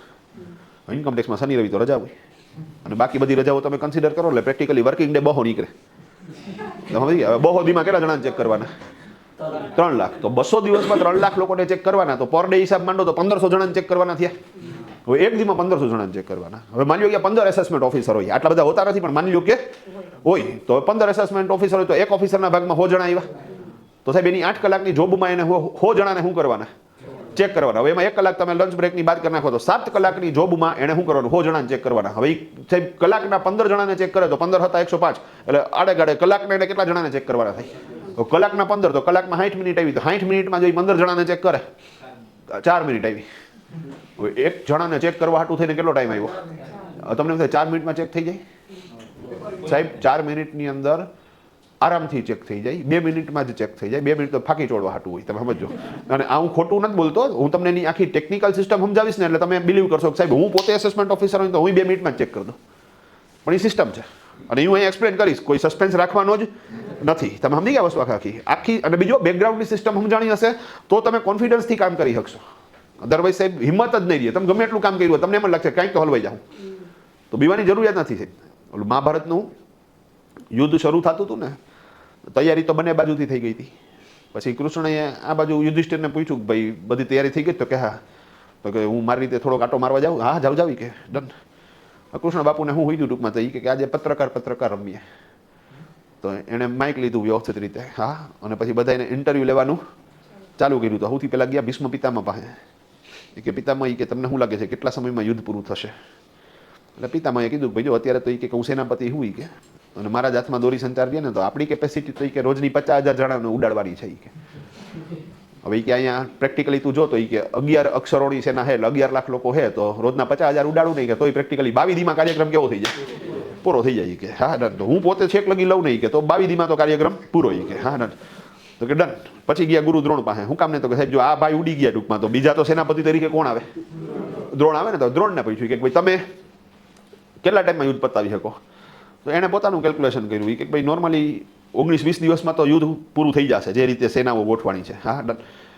પછી કર્ણ પાસે ગયા, કારણ કે આ બે વયા ગયા તો પછી તો આવે કર્ણ. એ કે ભાઈ તું, એ કે હું 17 દીમાં પૂરું કરી દઈશ. ઓલા 2 19 ને 22 દી કહે તું. એ કે ભાઈ અમે ત્રણેય એક જ ગુરુ પાસે ભણ્યા છે. કે હા ડન. અમે ગુરુ બંધુ છે. કે હા ત્રણેયના ગુરુ તો એક જ છે ને. કોણ છે? પરશુરામ. અરે વાહ ડન. તો એ કે એ બેની ઉંમર થઈ ગઈ છે, હું હજી યંગ છું. કે તો મારી સ્પીડ થોડીક વધારે છે. તો બાપુએ ચાલુ કર્યું ધીરે ધીરે. હા ડન. તો ત્યારે તો એ તો લઈ લે ને બાપુ, તમે સમજો વસ્તુ આખી. હા ડન. પણ ઓકે, આ હું હાલતું હતું એ આમાં હું મને તેમ લાગ્યું કે રિટર્ન ટિકિટ લેવી છે ટૂંકમાં, કે ભાઈ આપણે દ્વારકા મૂકીને આવ્યા તો ક્યારની લેવી એમ. હા પછી અર્જુનને પૂછ્યું તો અર્જુન કે ભાઈ મારે 20 દી તો થાય. ભીમને પૂછ્યું હતું કે હું તો 15 દીમાં જ પતાવી દઈશ. યુધિષ્ઠિરને પૂછ્યું હતું કે એકાદ મહિનો તો હાલશે. હવે એ બધાને પૂછતા હતા ને સાહેબ, એમાં એક જણાએ એવો જવાબ આપ્યો કે 3 મિનિટ. 3 મિનિટ. બાર્બરિક. રેડી? આ કોણે કીધું? બાર્બરિક. હા. એ કે 3 મિનિટમાં યુદ્ધ પૂરું. એ કે ભાઈ ઓલા બધા માંધાતાઓ હે, તારું નામ ઘણાઈને નથી ખબર. કે હા આમાંથી ઘણા છે કે બાર્બરિક કોણ છે એ નથી ખબર. તો એ કે ઓલા માંધાતાઓને આટલા દી લાગે ને તું એમ કે 3 મિનિટ. એ કે બાપુ યુદ્ધ તો 1 મિનિટમાં જ પતી જશે. હા આ 2 મિનિટ તો બફર રાખી છે. કે હા અરે બાપુ એ કે ઓલા પાસે ગાંડી છે, નાના પાસે આ ધનુષ છે, નાના પાસે આ ધનુષ છે ને. એ કે હા અને તારી પાસે કે હથિયારમાં તો ટોટલ 3 બાણ છે. કે ઇનમીન ને તીર. કે હા ડન. કે સાહેબ જરૂર એકની જ છે. કે બાકીના 2 તો બીજા યુદ્ધ માટે રાખ્યા છે. કે હા હવે મજાની વાત કે સાહેબ કૃષ્ણને એવું લાગ્યું કે આ બોલે છે એ સાચું બોલે છે. તો એણે સાહેબ બાર્બરિકનો વધ કરી નાખ્યો. એ કે આને ઉડાડો ભાઈ. હવે ઘણાને એ પ્રશ્ન થાય સાહેબ આ બાર્બરિક કોણ છે? ઓકે, બાર્બરિક છે એ ભીમનો પૌત્ર. હા ભીમનો છોકરો ઘટોજગત અને ઘટોજગતનો દીકરો બાર્બરિક. અને આ ખાટુ શ્યામ જે મંદિર બન્યું છે ને સાહેબ, એ એકચ્યુઅલી એના ઉપરથી બન્યું છે. તમે સમજો વસ્તુ આખી. તો બહુ જોરદાર વસ્તુ. હવે તો તમને એમ થાય કે તો ભીમનો પૌત્ર હોય તો રમે કોની બાજુથી? તો કે પાંડુની ટીમ બાજુથી જ રમે ને. પણ હવે એને લોચો હું હતો સાહેબ, તો કે એણે એના મમ્મીને અને ગુરુને વચન આપ્યું હતું. હા એ કે ભાઈ જે નબળી ટીમ છે, કારણ કે ઓમ રાક્ષસ પુત્ર રહ્યો ને ટૂંકમાં, તો ક્યારેક શું થઈ જાય, પિશાચી જીવ આવી જાય ટૂંકમાં. તો એને કંટ્રોલ કરવા હાટું થઈને એને વચન આપ્યું કે ભાઈ ઓકે હું યુદ્ધમાં નબળી ટીમ બાજુથી રમીશ. શરૂઆતમાં નબળી ટીમ પાંડવની હતી તો એ બાજુથી રમે. પછી એમાં ખપાખપ અમુક જણા વયા ગયા તો આ હામો વયો જાય. તમને એમ થાય કે ભાઈ એના જ કાકાને મારશે તો અહીંયા ક્યાં કોઈ બહારના બાંધતા હતા, બધા અંદરો અંદર જ બાંધતા હતા ને. પછી ત્યાંથી ખપાખપ બોલાવે, પછી અહીંયા ઓછા છે તો આ બાજુ આવી જાય. તો છેલ્લે શું થાય સાહેબ? તો કે એના વચનના હિસાબે છેલ્લે એ એકલો જ વધે. હા હવે સાહેબ તો કૃષ્ણ કે ભાઈ તને રાજગાદીએ બેહાડવા હાટું થઈને તો આ મહાભારત નથી કરતા, આપણે તો પરીક્ષિતને બેહાડવો છે. એ કે હા પરીક્ષિત કોણ છે તો ખબર ને તમને? હા કોણ છે? અભિમન્યુનો છોકરો. સિમ્પલ વસ્તુ છે. હા તો કે આ પરીક્ષિત હાટું હાલે છે. એ કે હા આપણે તારા હાટું તો કરતા નથી, એને ઉડાડી દીધો સાહેબ. પણ કહેવાનો મતલબ કે સાહેબ એ 3 મિનિટમાં જો યુદ્ધ પૂરું કરી શકતો હોય તો આપણા ઇન્કમ ટેક્સના ઓફિસરો 4 મિનિટમાં રિટર્ન તો શું કરી શકે? ચેક કરી શકે. હવે કેવી રીતે? તો કે એની એક ટેકનિકલ પ્રોસેસ છે સાહેબ. તમે સમજો વાત. આ લોકોએ ઓકે શું પ્રોસેસ છે હું ફોડ પાડી જ દઉં કે સસ્પેન્સ નથી રાખવું મારે. પણ સાહેબ અહીંયા આના માટેનો જે ક્લોઝ છે ને એ છે પાન કાર્ડ. શું છે? PAN card. સાહેબ 25 વર્ષ પહેલાં અમે જે રિટર્ન ફાઇલ કરતા ને એમાં અમે અમારા નામથી રિટર્ન ફાઇલ કરતા. પાન કાર્ડ હતા જ નહીં. આજની તારીખે તમને બધાને ખબર છે કે રિટર્ન ફાઇલ કરવા માટે પાન કાર્ડ ફરજિયાત છે. તમે સમજી ગયા વસ્તુ આખી. પણ એ ઓલમોસ્ટ 97-98 પછી શું થયું સાહેબ? એ આવ્યું. બાકી એ પહેલાં સાહેબ અમે રિટર્ન શું કરતા? અમારા નામથી ફાઇલ કરતા. હવે અમારા નામથી ફાઇલ કરતા ને તો અહીંયા લોચા શું થતા નહીં તમને કહું. તમે કાંઈ પણ પ્રોસેસ કરો તો એની અંદર કંઈક પ્રોબ્લેમ આવે તો કંઈક નવું ઇનોવેશન આવે. તો સાહેબ ઘણા લોકો શું કરે 5 જગ્યાએથી રિટર્ન ફાઇલ કરે. હું એક્ઝામ્પલ તરીકે હાલો મારું રિટર્ન મેં કેટલી જગ્યાએથી ફાઇલ કર્યું? 5 જગ્યાએથી. રાજકોટથી ફાઇલ કરું, સુરતથી ફાઇલ કરું, અમદાવાદથી ફાઇલ કરું, જામનગરથી ફાઇલ કરું, વડોદરાથી ફાઇલ કરું. પેલો પ્રશ્ન પાછો એ થાય સાહેબ 5 જગ્યાએથી રિટર્ન ફાઇલ કરવાનો ફાયદો શું? ઓકે 5 જગ્યાએથી રિટર્ન ફાઇલ કરવાનો ફાયદો એ કે ભાઈ માની લો ક્યાંક 2 લાખ બાદ મળતા હોય તો મને 5 જગ્યાએથી 2 લાખ બાદ મળ્યા તો 10 લાખ તો સીધા વાઇટ થઈ ગયા ને. સાથે સાથે તો કે એને કાંડ કરવા હોય, કારણ કે રિટર્ન ઉપર લોન મળે તો જણ 5 જગ્યાએથી લોન લઈને બેસે, ભલે એક જ જગ્યાએ જ્યાં એકચ્યુઅલમાં રહેતો હોય, બાકી 4 જગ્યાએ ધુંબા મારી દે. ઓલા લોકો ગોઈતે રાખે, મળે જ નહીં, કારણ કે સાહેબ બધું ખોટું. હવે અહીંયા બેંકવાળાએ બ્લેમ કર્યો ઇન્કમટેક્સ ઉપર કે સાહેબ તમે જસ્ટિફાઈ કરી દો કે આ જણની આવક છે એ હપ્તા ભરવા માટે થઈને સક્ષમ છે, એટલે અમે એને શું કરીએ છીએ, લોન આપીએ છીએ. અને હવે સાહેબ એ ત્યાં જાય છે તો એવા મળતા જ નથી ને. હવે એ ખબર પડી કે આ તો ફેક રિટર્ન ફાઇલ થાય છે, તો અમે ઇન્કમટેક્સ ઉપર વિશ્વાસ કેવી રીતે રાખી શકીએ, તમારા રિપોર્ટ ઉપર અમે કેવી રીતે નક્કી કરી શકીએ કે આને લોન દેવી કે ન દેવી? તો કે અમે હવે શું કરશું કે અમારું ઇન્ટરનલ ઓડિટ સિસ્ટમ તૈયાર કરશું. હવે અહીંયા ઇન્કમટેક્સ ડિપાર્ટમેન્ટને બીક લઈ ગઈ, કારણ કે સાહેબ જો ઇન્ટરનલ ઓડિટ સિસ્ટમ તૈયાર થાય તો લોકો જે રિટર્ન ફાઇલ કરે છે એમાંથી મોટા ભાગના તો એવા છે કે લોન લેવી છે એટલે ફાઇલ કરે છે. તો હવે રિટર્ન ફાઇલ કરવા માટેની સંખ્યાઓ કેવી થઈ જાય, ઓછી થઈ જાય ને. જો લોન માટે ફરજિયાત ન રાખે તો સાથે સાથે ભૂલ તો છે જ, તો એ ક્યારે સુધારવી કેવી રીતે? તો કે સાહેબ બધો ડેટા કોમ્પ્યુટરાઇઝ કરવો એ કે. અને હજી ત્યારે કોમ્પ્યુટર શું થતું હતું, નવા સેટ થતા હતા, કોમ્પ્યુટર તો આવી ગયા હતા પણ ઇન્ટરનેટ સેટ થતા હતા સાહેબ. તો લોકોએ નક્કી કર્યું કે ભાઈ આખા ઇન્ડિયાની અંદર જેટલા ઇન્કમટેક્સ ડિપાર્ટમેન્ટ છે, માની લો 145 ઇન્કમટેક્સ ડિપાર્ટમેન્ટ છે, એ બધાના ટોટલ કોમ્પ્યુટર એક તમે બિલ્ડિંગ લઈ લો 145 માં 10 માળનું બિલ્ડિંગ હોય, દરેક માળમાં 50 ઓફિસો હોય, દરેક ઓફિસમાં 8 કોમ્પ્યુટર હોય, ટોટલ કેલ્ક્યુલેટ કરો તો ઓલમોસ્ટ 5.5 લાખ જેવા શું થાય છે કોમ્પ્યુટર થાય. તો એ કે કોમ્પ્યુટરમાં તો ડેટા થાય છે પણ એ કોમ્પ્યુટરનો ડેટા એક સર્વરમાં શું થવો જોઈએ, આવવો જોઈએ. હવે સર્વરમાં ડેટા નાખવા હાટુ વિપ્રો કંપનીવાળાની લોકોએ કોન્ટ્રાક્ટ આપ્યો, આવું રિયલ વાત કરું છું તમને. તો એણે બધો ડેટા સેટ કરી નાખ્યો સાહેબ. અને હવે કોઈ કોમ્પ્યુટરમાં નાખે ને ડેટા તો ઈ માળની અંદર રહેલી સ્વિચમાં સેટ થાય, મિની સર્વરમાં, એ બિલ્ડિંગના મેઇન સર્વરમાં સેટ થાય, ઝોનલ સર્વરમાં સેટ થાય. એટલે ટૂંકમાં કોઈ સર્વર ઉડી જાય તો એ તમે ડેટાને શું કરી શકો સાહેબ, રિકવર કરી શકો. અને એવું સ્ટ્રોંગ માળખું બનાવી નાખ્યું. અત્યારે આ બધી વસ્તુઓ તમને હું બોલું તો કોમન લાગે પણ એ વખતે સાહેબ આ થોડુંક ચેલેન્જિંગ વાળું કામ હતું. હવે આ કરવાથી શું ફાયદો થઈ ગયો તો કે રાજકોટમાંથી રિટર્ન ફાઇલ થયું હોય એ સર્વરમાં અને સુરતથી રિટર્ન ફાઇલ થયું હોય તો સર્વરમાં તો બધો ડેટા છે.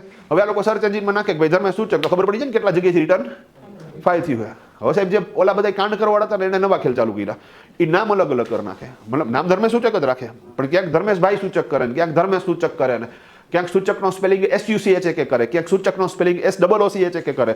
તો આવા કેસની અંદર શું થવા માંડ્યું સાહેબ, સર્વરે કામ કરવાનું બંધ કરી દે ને. તો એક કામ થઈ ગયું, ડેટા સાહેબ સિંક્રોનાઇઝ થઈ ગયો, પણ સાહેબ જે ઓલા ખોટા લોકોને પકડવાતા એ નો થયું. તો એ સોર્ટ આઉટ કરવા હાટું થઈને સાહેબ એવું સજેશન આવ્યું કે ભાઈ હવે દરેક વ્યક્તિ નામ નહીં લખે, એની બદલે નંબર લખશે. એટલે એ નંબર લખાયો હતો કે પાન, પરમેનન્ટ એકાઉન્ટ નંબર. હવે એ નંબર કેવી રીતે દેવાનો તો કે યુનિક નંબર હોવો જોઈએ, મતલબ એક પાસે હોય તો બીજા પાસે ના હોવો જોઈએ, સિમ્પલ. તો યુનિક નંબર આપો. ઓકે, એ કે સાહેબ યુનિક નંબર તો આપી દઈ, પણ એ લોકોએ જેમ નામ ખોટા લખાય નંબર ખોટો લખી નાખે તો ક્યાંક મીંડું કર્યું હોય તો ભૂલથી નવો કરી નાખે, છોગું મારીને ક્યાંક છગો કરી નાખે. તો કે ઓકે જો તમે પાન નંબર ખોટો લખશો ને તો 10,000ની પેનલ્ટી. પેનલ્ટી એવી વસ્તુ હોય કે સાહેબ એ આવી ગઈ ને એક વખત એટલે લોકો હખણા થઈ જાય, એમાં કાંઈ ભૂલ કરે નહીં. હા, અહીંયા સાહેબ ગમે ત્યાં થૂકતા હોય પણ એ જ જણો પાસે સાહેબ સમજી લો યુકેમાં ગયો હોય તો થૂક ન નીકળે, પીવાઈ જાય. તમે સમજી ગયા વસ્તુ આખી છે એ જ હોય. તમે અહીંયા ગમે ત્યાં થૂકતો હોય સાહેબ, યુકેમાં શું કરે તો અહીંયા ગણતરી ચાલુ કરે ને કે એક વખત થૂકશું તો અહીંયા 100 પાઉન્ડનો દંડ લાગશે. હવે 100 પાઉન્ડ એટલે એ ઓલમોસ્ટ 12,000 રૂપિયા થયા. પછી ગણતરી માંડી કે આ રીતે તો આપણે રોજનું કરોડોનું તો થૂકી નાખતા આવીશું. અઠવાડિયામાં તો બાપની પેઢી ઉઠી જાય, તમે સમજો એ ગળે વહી જાય ટૂંકમાં. પણ કહેવાનો મતલબ દંડ રાખ્યો. તો અહીંયા સાહેબ પાન નંબર ખોટો લખો ને તો દંડ. ઓકે, તો એ કેમ નહીં, પાન નંબર ખોટો લખો તો દંડ. કે પણ એ કે માની લો કે કોઈ વ્યક્તિ 5 અલગ અલગ જગ્યાએથી પાન કઢાવે તો રાજકોટથી અલગ નંબર, જેમ રિટર્ન અલગ ફાઇલ કરે એમ પાન અલગ એપ્લાય કરે તો એ કે કામ કરો પાન નંબરની હારે કાર્ડ આપો, અને એટલે પાન કાર્ડ છે. કાર્ડ એટલે આઈડેન્ટિટી કાર્ડ થઈ ગયું. હવે ખરેખર સાહેબ આઈડી પ્રૂફ ઓછા છે ત્યાં એક એડ કર્યું એ લોકોએ. આ એડ એટલા હાટું કર્યું કે આઈડી પ્રૂફના અમુક બેઝિક નિયમો પહેલેથી બનેલા છે કે કોઈ પણ વ્યક્તિ પાસે સિમિલર ફોર્મેટના 2 આઈડી પ્રૂફ હોવા ન જોઈએ. તમારી પાસે 2 આધાર કાર્ડ નો હોય, 2 પાસપોર્ટ નો હોય, 2 ડ્રાઇવિંગ લાઇસન્સ નો હોય. આ ખોવાઈ ગયું તો નવું કાઢશો તો નંબર તો પાછો એ જ આવશે. ભાઈ તમે સમજી ગયા છો આખી. એવી રીતે 2 પાન કાર્ડ ન હોવા જોઈએ. ઓકે, જો માની લો 2 પાન કાર્ડ નીકળ્યા પકડાઈ ગયો તો સાહેબ મિનિમમ સજા બોલું છું 10,000 રૂપિયા પેનલ્ટી અને 6 મહિનાની કેદ, અને એ નોન બેરેબલ. જે કાંઈ એક્સક્યુઝ દેવાય 6 મહિના પછી દો તમે, ઇઝી છે. હા, પછી આનો દુરુપયોગ ઘરે જઈને ન કરતા. હા, તમે કહો આ તો બહુ સારી વાત કરી, ઘરવાળીનું બીજું પાન કાર્ડ કઢાવતા આવે. હા 6 મહિના શાંતિ. તો ઈ ના કરતા, બરોબર ને? રેડી છે? હા, ડન. કારણ કે 6 મહિના પછી અમે જવાબદારી લેતા નથી. હા, ડન. તો ઓકે, પણ આપણે જે મૂળ વાત હતી હતી તો ઇઝી પ્રોસેસ ભાઈ, ડન. તો અહીંયા પાન કાર્ડ માટે શું કરવું પડશે સાહેબ? એને કીધું કે પાન કાર્ડ આવશે તો પાન કાર્ડ એપ્લાય કરો તો એ કેટલા કરવાના? એક. હવે એક જ કાર્ડ આવ્યું છે, અધરવાઇઝ આ સજા છે. અને મેક્સિમમ સજાની વાત કરું ને સાહેબ તો મેક્સિમમ સજાની અંદર એ લોકોએ એ જોયું કે ભાઈ આ કયા પર્પઝથી યુઝ થયેલું છે અને એના ઉપર નક્કી થાય કે ભાઈ આજીવન કારાવાસ સુધીની સજા. હા, માની લો કોઈ ત્રાસવાદી પ્રવૃત્તિમાં એ પાન કાર્ડ તમે કોઈ હોટલ બુકિંગ કરતી વખતે ફેક આઈડી તરીકે આપ્યું તો સાહેબ આજીવન કારાવાસ સુધીની સજા. તો હવે સાહેબ આઈડીમાં જેમ 2 આધારના નિયમો છે એ જ નિયમો આને શું થઈ ગયા બાય ડિફોલ્ટ લાગુ પડી ગયા. અલગથી કાયદો બનાવવાની જરૂરિયાત ન પડી. એટલે સાહેબ આ લોકોએ પાન કાર્ડ આપ્યું. બાકી કાર્ડની શું જરૂરિયાત છે? જીએસટીમાં જીએસટી નંબર છે ને, જીએસટીમાં ક્યાં કાર્ડ આવ્યું? બીજું પાનમાં તમારે ક્યાંય કાર્ડ દેવાનું છે? આપણે તો જે કાંઈ ટ્રાન્ઝેક્શન થાય છે એમાં શું કરવાનું છે? પાન નંબર દેવાનો છે. તો કાર્ડ એટલા માટે આવ્યું કે સાહેબ કોઈ પાસે 2 કાર્ડ ન થઈ જાય. હવે વ્યક્તિ પાસે એક જ કાર્ડ હશે, યુનિક નંબર હશે અને એ નંબર સાચો લખશે. તો આવા કેસમાં સાહેબ હવે એ લોકો સર્ચ એન્જિનમાં છે ને એ નામ નથી લખતા, આ સર્ચ એન્જિનમાં નંબર લખે છે. હવે નંબર રાખશે કે જીપીએસ 9272 તરત પકડી ગયું ધર્મેશભાઈ સૂચકનું રિટર્ન છે. ભાઈ કેટલી જગ્યાએથી રિટર્ન ફાઇલ થયા? તો કે 5 જગ્યાએથી સેમ નંબરથી રિટર્ન ફાઇલ થયા. તો સાહેબ જે ઓલું ફ્રોડ થતું હતું એ બંધ થઈ ગયું. હવે આટલો ખર્ચો કર્યો ને આટલી સિસ્ટમ સેટ કરીને તો એ વખતે ચિદમ્બરમ સાહેબને મન થયું કે એક કામ કરી, ત્યારે તો કોંગ્રેસની સરકાર હતી સાહેબ, અને ચિદમ્બરમ સાહેબ એટલે સાહેબ ટેક્સના એક્સપર્ટ વ્યક્તિ. તો એણે કે કામ કરો, હવે આને યુટિલાઇઝ કરો. કે હવે આ સિસ્ટમ બની જ ગઈ છે ને તો હવે આને શું કરો? મેક્સિમમ યુઝ કરો. તો કે શું કરવું? તો કે સાહેબ લોકો એનો બ્લેક મની જ્યાં જ્યાં વાપરતા હોય ને એ દરેક જગ્યાએ પાન કાર્ડ ફરજિયાત કરી નાખો. લોકો એનો બ્લેક મની જ્યાં જ્યાં વાપરે ત્યાં દરેક જગ્યાએ પાન નંબર ફરજિયાત કરી નાખો. કે એ કેમ ખબર પડે કે લોકો એનો બ્લેક મની ક્યાં વાપરે? એ કે લોકોને જ પૂછો. હવે તમને સીધું પૂછે કે તમે તમારો બ્લેક મની ક્યાં વાપરો, તમે શું જવાબ આપો? મારી પાસે ક્યાં બ્લેક મની છે? હા, હું તો ગરીબ છું. તમે સમજી ગયા? તો હવે લોકોને અલગ રીતે પ્રશ્ન, આ તો સમજાય એટલા માટે સ્ટોરી ટેલિંગ કરું છું. માની લો અલગ રીતે પૂછો, ભાઈ તમારી પાસે કરોડ રૂપિયા આવે તમે શું કરો? તમે મનમાં વિચારી લો. તમારી પાસે કરોડ રૂપિયા આવે તો તમે શું કરો? મનમાં વિચારી લો સાહેબ. ડન. તમારી પાસે કરોડ રૂપિયા આવે તો સાહેબ ઘણા કે ભાઈ હું ભાડે રહું, હું ઘરનું મકાન લઈશ. કોકે મારું મકાન નાનું હોય તો મકાન શું કરીશ? થોડુંક મોટું લઈશ. કોકે ધંધો નથી તો હું દુકાન લઈશ કે ઓફિસ લઈશ, કોકે હું ખેતર લઈશ. આપણી પહેલી પસંદગી તો સાહેબ રિયલ એસેટ્સ છે. તમને કહી દઉં, પેલો પ્રેમ તો કયો હોય આપણો? રિયલ એસેટ્સ છે. આ જ મગજમાં એવું હોય. કોકેના મકાન છે, ધંધો સરસ છે, પણ કાર નથી તો હું કાર પરચેસ કરીશ. કોકે ભાઈ ફરવાનો શોખ છે તો હું તો વર્લ્ડ ટૂર કરીશ. કરોડ આવે તો વર્લ્ડ ટૂર જ કરે ને, એ અમેરિકા જ જાય, અમરેલી થોડો જાય. હા, કોકે કે હું તો કરોડ આવશે ને એટલે એફડી મૂકી દઈશ. કોકે કે હું શેરનું જ્ઞાન ધરાવું છું પણ પૈસા નથી, કરોડ આવશે તો પેલા શું કરીશું? હું શેર બજાર કરીશ. કોકે હું મ્યુચ્યુઅલ ફંડમાં રોકાણ કરીશ. કોકે હું ગોલ્ડમાં રોકાણ કરીશ. કોકે હું તો પેલા કરોડ આવશે એટલે પાર્ટી કરીશ. કે હા, એ કે કામ કરો. કે આ જેટલું બોલ્યા ને આ બધી જગ્યાએ પાન કાર્ડ ફરજિયાત કરો. સમજાણી વાત આખી? પાન કાર્ડ ક્યાં ક્યાં ફરજિયાત છે એ ગોખતા નહીં. આ સ્ટોરી મગજમાં રાખજો. હું બોલ્યો બધી જગ્યાએ પાન કાર્ડ ફરજિયાત છે. જમીન, મકાન, દુકાન, પેટ, ઓફિસ, કોઈ પણ દસ્તાવેજવાળી પ્રોપર્ટી પરચેસ કરતી વખતે રજીસ્ટ્રેશન કરાવતી વખતે પાન કાર્ડ ફરજિયાત છે. ઓકે સાહેબ, તમે કાર પરચેસ કરો છો, હા, આરટી ઓફિસમાં પાસિંગ માટે થઈને પાન કાર્ડ ફરજિયાત છે. તમે કે વિદેશ યાત્રા કરવી છે, પાસપોર્ટ તો જોહે, પાસપોર્ટ કઢાવવા માટે પાન કાર્ડ ફરજિયાત છે. તમે કે ગોલ્ડ પરચેસ કરીશ તો 2 લાખથી વધારે રકમનું ગોલ્ડ પરચેસ કરશો, પાન કાર્ડ ફરજિયાત છે. ને હવે તો 2 લાખથી વધારે રકમની કોઈ પણ પરચેસ કરો છો, બિલ જો 2 લાખથી વધારે રકમનું બન્યું છે તો પાન કાર્ડ ફરજિયાત છે. તમે કે બેંકમાં હું પૈસા જમા કરાવી દઈશ રોકડા, આ તો 50,000થી વધારે રોકડ જમા કરાવો, ઉપાડો કે રોકડ ડીડી કઢાવો, પાન કાર્ડ ફરજિયાત છે. તમે કે શેર બજારના ટ્રાન્ઝેક્શન કરીશ તો ડીમેટ ખાતું, ટ્રેડિંગ ખાતું તો ખોલાવશો ને, તો એ ખોલાવતી વખતે પાન કાર્ડ ફરજિયાત છે. તમે કે હોટલમાં પાર્ટી આપીશ તો 25,000થી વધારે રકમનું બિલનું ચૂકવણું કરશો, પાન કાર્ડ ફરજિયાત છે. તમે કે એફડી મૂકીશ તો 50,000થી મોટા રકમનું કોઈ પણ ઇન્વેસ્ટમેન્ટ કરશો, પાન કાર્ડ ફરજિયાત છે. તો તમે એ જે તે ઓર્ગેનાઇઝેશનને પાન કાર્ડ આપો છો, એ ઓર્ગેનાઇઝેશન આ બધો ડેટા એસએફટી રિટર્નના સ્વરૂપમાં, ઓકે, નવો શબ્દ આવ્યો સાહેબ, એસએફટી. ઘણા બધા આ શબ્દ પહેલી વાર સાંભળ્યો છે સાહેબ. એસએફટી, સ્પેસિફાઈડ ફાઇનાન્શિયલ ટ્રાન્ઝેક્શન્સ. ઓકે, એનું રિટર્ન ફાઇલ થાય. અગેન એ રિટર્ન આપણે નોર્મલ એકાઉન્ટન્ટે ફાઇલ કરવાનું નથી, પણ આપણે જેને પાનનો ડેટા આપ્યો છે એ લોકોએ આ ડિટેલ શું કરવી પડે? ઇન્કમ ટેક્સને એસએફટી રિટર્નના સ્વરૂપમાં દેવી પડે. અને એમાં તો પાછા બહુ અઘરા નિયમો છે સાહેબ. એમાં એ લોકો ભૂલ કરે ને તો લાખ રૂપિયા સુધીની પેનલ્ટી છે. એટલે અહીંયા ભૂલ કરી શકતા નથી. એને ફરજિયાતી ડેટા શું કરવો પડે? ઇન્કમ ટેક્સને દેવો પડે. તો દેશી ભાષામાં ઇન્કમ ટેક્સ વાળા પાસે બધો ડેટા ઓલરેડી શું થઈ જાય છે? પહેલેથી જ પહોંચી જાય છે સાહેબ. હવે સાહેબ રિટર્ન ચેક કેવી રીતે કરે ને એ હું તમને સમજાવું સાહેબ. ઓકે, માની લો સાહેબ ઇન્કમ ટેક્સ ડિપાર્ટમેન્ટની અંદર બરાબર તમારું રિટર્ન ગયું, તેમાં પાન નંબર લખ્યો હશે. હવે એમાં પાન નંબર લખ્યો હોય ને એટલે એની સિસ્ટમમાં પાન નંબર નાખે. માની લો કેજીપીએસ 9272 એન્ટર. હવે એમાં જેટલા હાઈ વેલ્યુ ટ્રાન્ઝેક્શન કર્યા છે એ તો આ જે તે ઓર્ગેનાઇઝેશન પાસેથી ડિટેલ્સ આવી ગઈ હશે. હવે અહીં જોવે કે ભાઈ ઓકે ભાઈ અહીંયા જે ડિટેલ આવી એમાં જોવે કે ભાઈ ઓકે કાર લીધી છે, આ લીધી છે, દેખાડી ચોપડે, આ દેખાડી કરો ટીક. ઓકે, પ્લોટ લીધો છે મવડીની અંદર, ચોપડે આ દેખાડ્યો છે, કરો ટીક. સમજી ગયા? ઓકે, શેરના ટ્રાન્ઝેક્શન કર્યા છે 8 લાખ રૂપિયાના, ચોપડે દેખાડે, આ દેખાડે છે ભાઈ, કરો ટીક. ઓકે, મુંબઈની અંદર મલાડની અંદર એક ફ્લેટ લીધેલો છે, હા, ચોપડે દેખાડ્યો નથી દેખાડ્યો, કરો ટીક, અહીંયા ટીક કરશે, ખટાક બને. હા, મુંબઈની અંદર એક કાર લીધેલી છે, ચોપડે દેખાડી નથી દેખાડી, કરો ટીક. તો તરત જ શું થઈ જાય સાહેબ? નોટિસ આવી જાય. હા, તો ઇઝી પ્રોસેસ છે. કહેવાનું તાત્પર્ય કે સાહેબ હવે આવા કેટલા હોય ટ્રાન્ઝેક્શન? 8-10 તો ઓહો થઈ ગયો બાપુ, પ્રેક્ટિકલ કહું, 8-10 તો ઓહો થઈ ગયો. 10 ટ્રાન્ઝેક્શન અહીંથી અહીંયા જોવાનું, ટીકું મારવાની, 2 મિનિટમાં થઈ જાય કે ન થઈ જાય? સમજો હો વાત? 2 મિનિટમાં થઈ ગયું સાહેબ. હવે માની લો કે સાહેબ જે ડિટેલ્સ નથી દેખાડેલી એની લોકો બટન દબાવશે એટલે ક્વેરી વહી જાય, વાર્તા પૂરી થઈ ગઈ. તો સાહેબ એસેસમેન્ટ કરવું એના માટે ઇઝી થઈ ગયું છે, કારણ કે એ લોકો ટેકનોલોજીનો ભરપૂર ઉપયોગ કરે છે. અને હવે તો સાહેબ એને એઆઈ સિસ્ટમ એડ કરી દીધી છે, ઇન્ટિગ્રેટ કરી દીધી છે. તો એઆઈ પોતે જ શું કરી લે સાહેબ, તમારા રિટર્ન આરે બધો ડેટા વેરીફાઈ કરી નાખશે. સિમ્પલ છે, ડન. તો સાહેબ એ લોકોએ એસેસમેન્ટ જે રીતે સ્ટ્રોંગ કર્યું છે, આપણે સમજવું પડશે કે એ લોકો કયા લેવલથી એસેસમેન્ટ કરે છે, એટલે આપણી ક્યાંય ભૂલ થાય નહીં. ભાઈ ક્લિયર છે આખી વાત?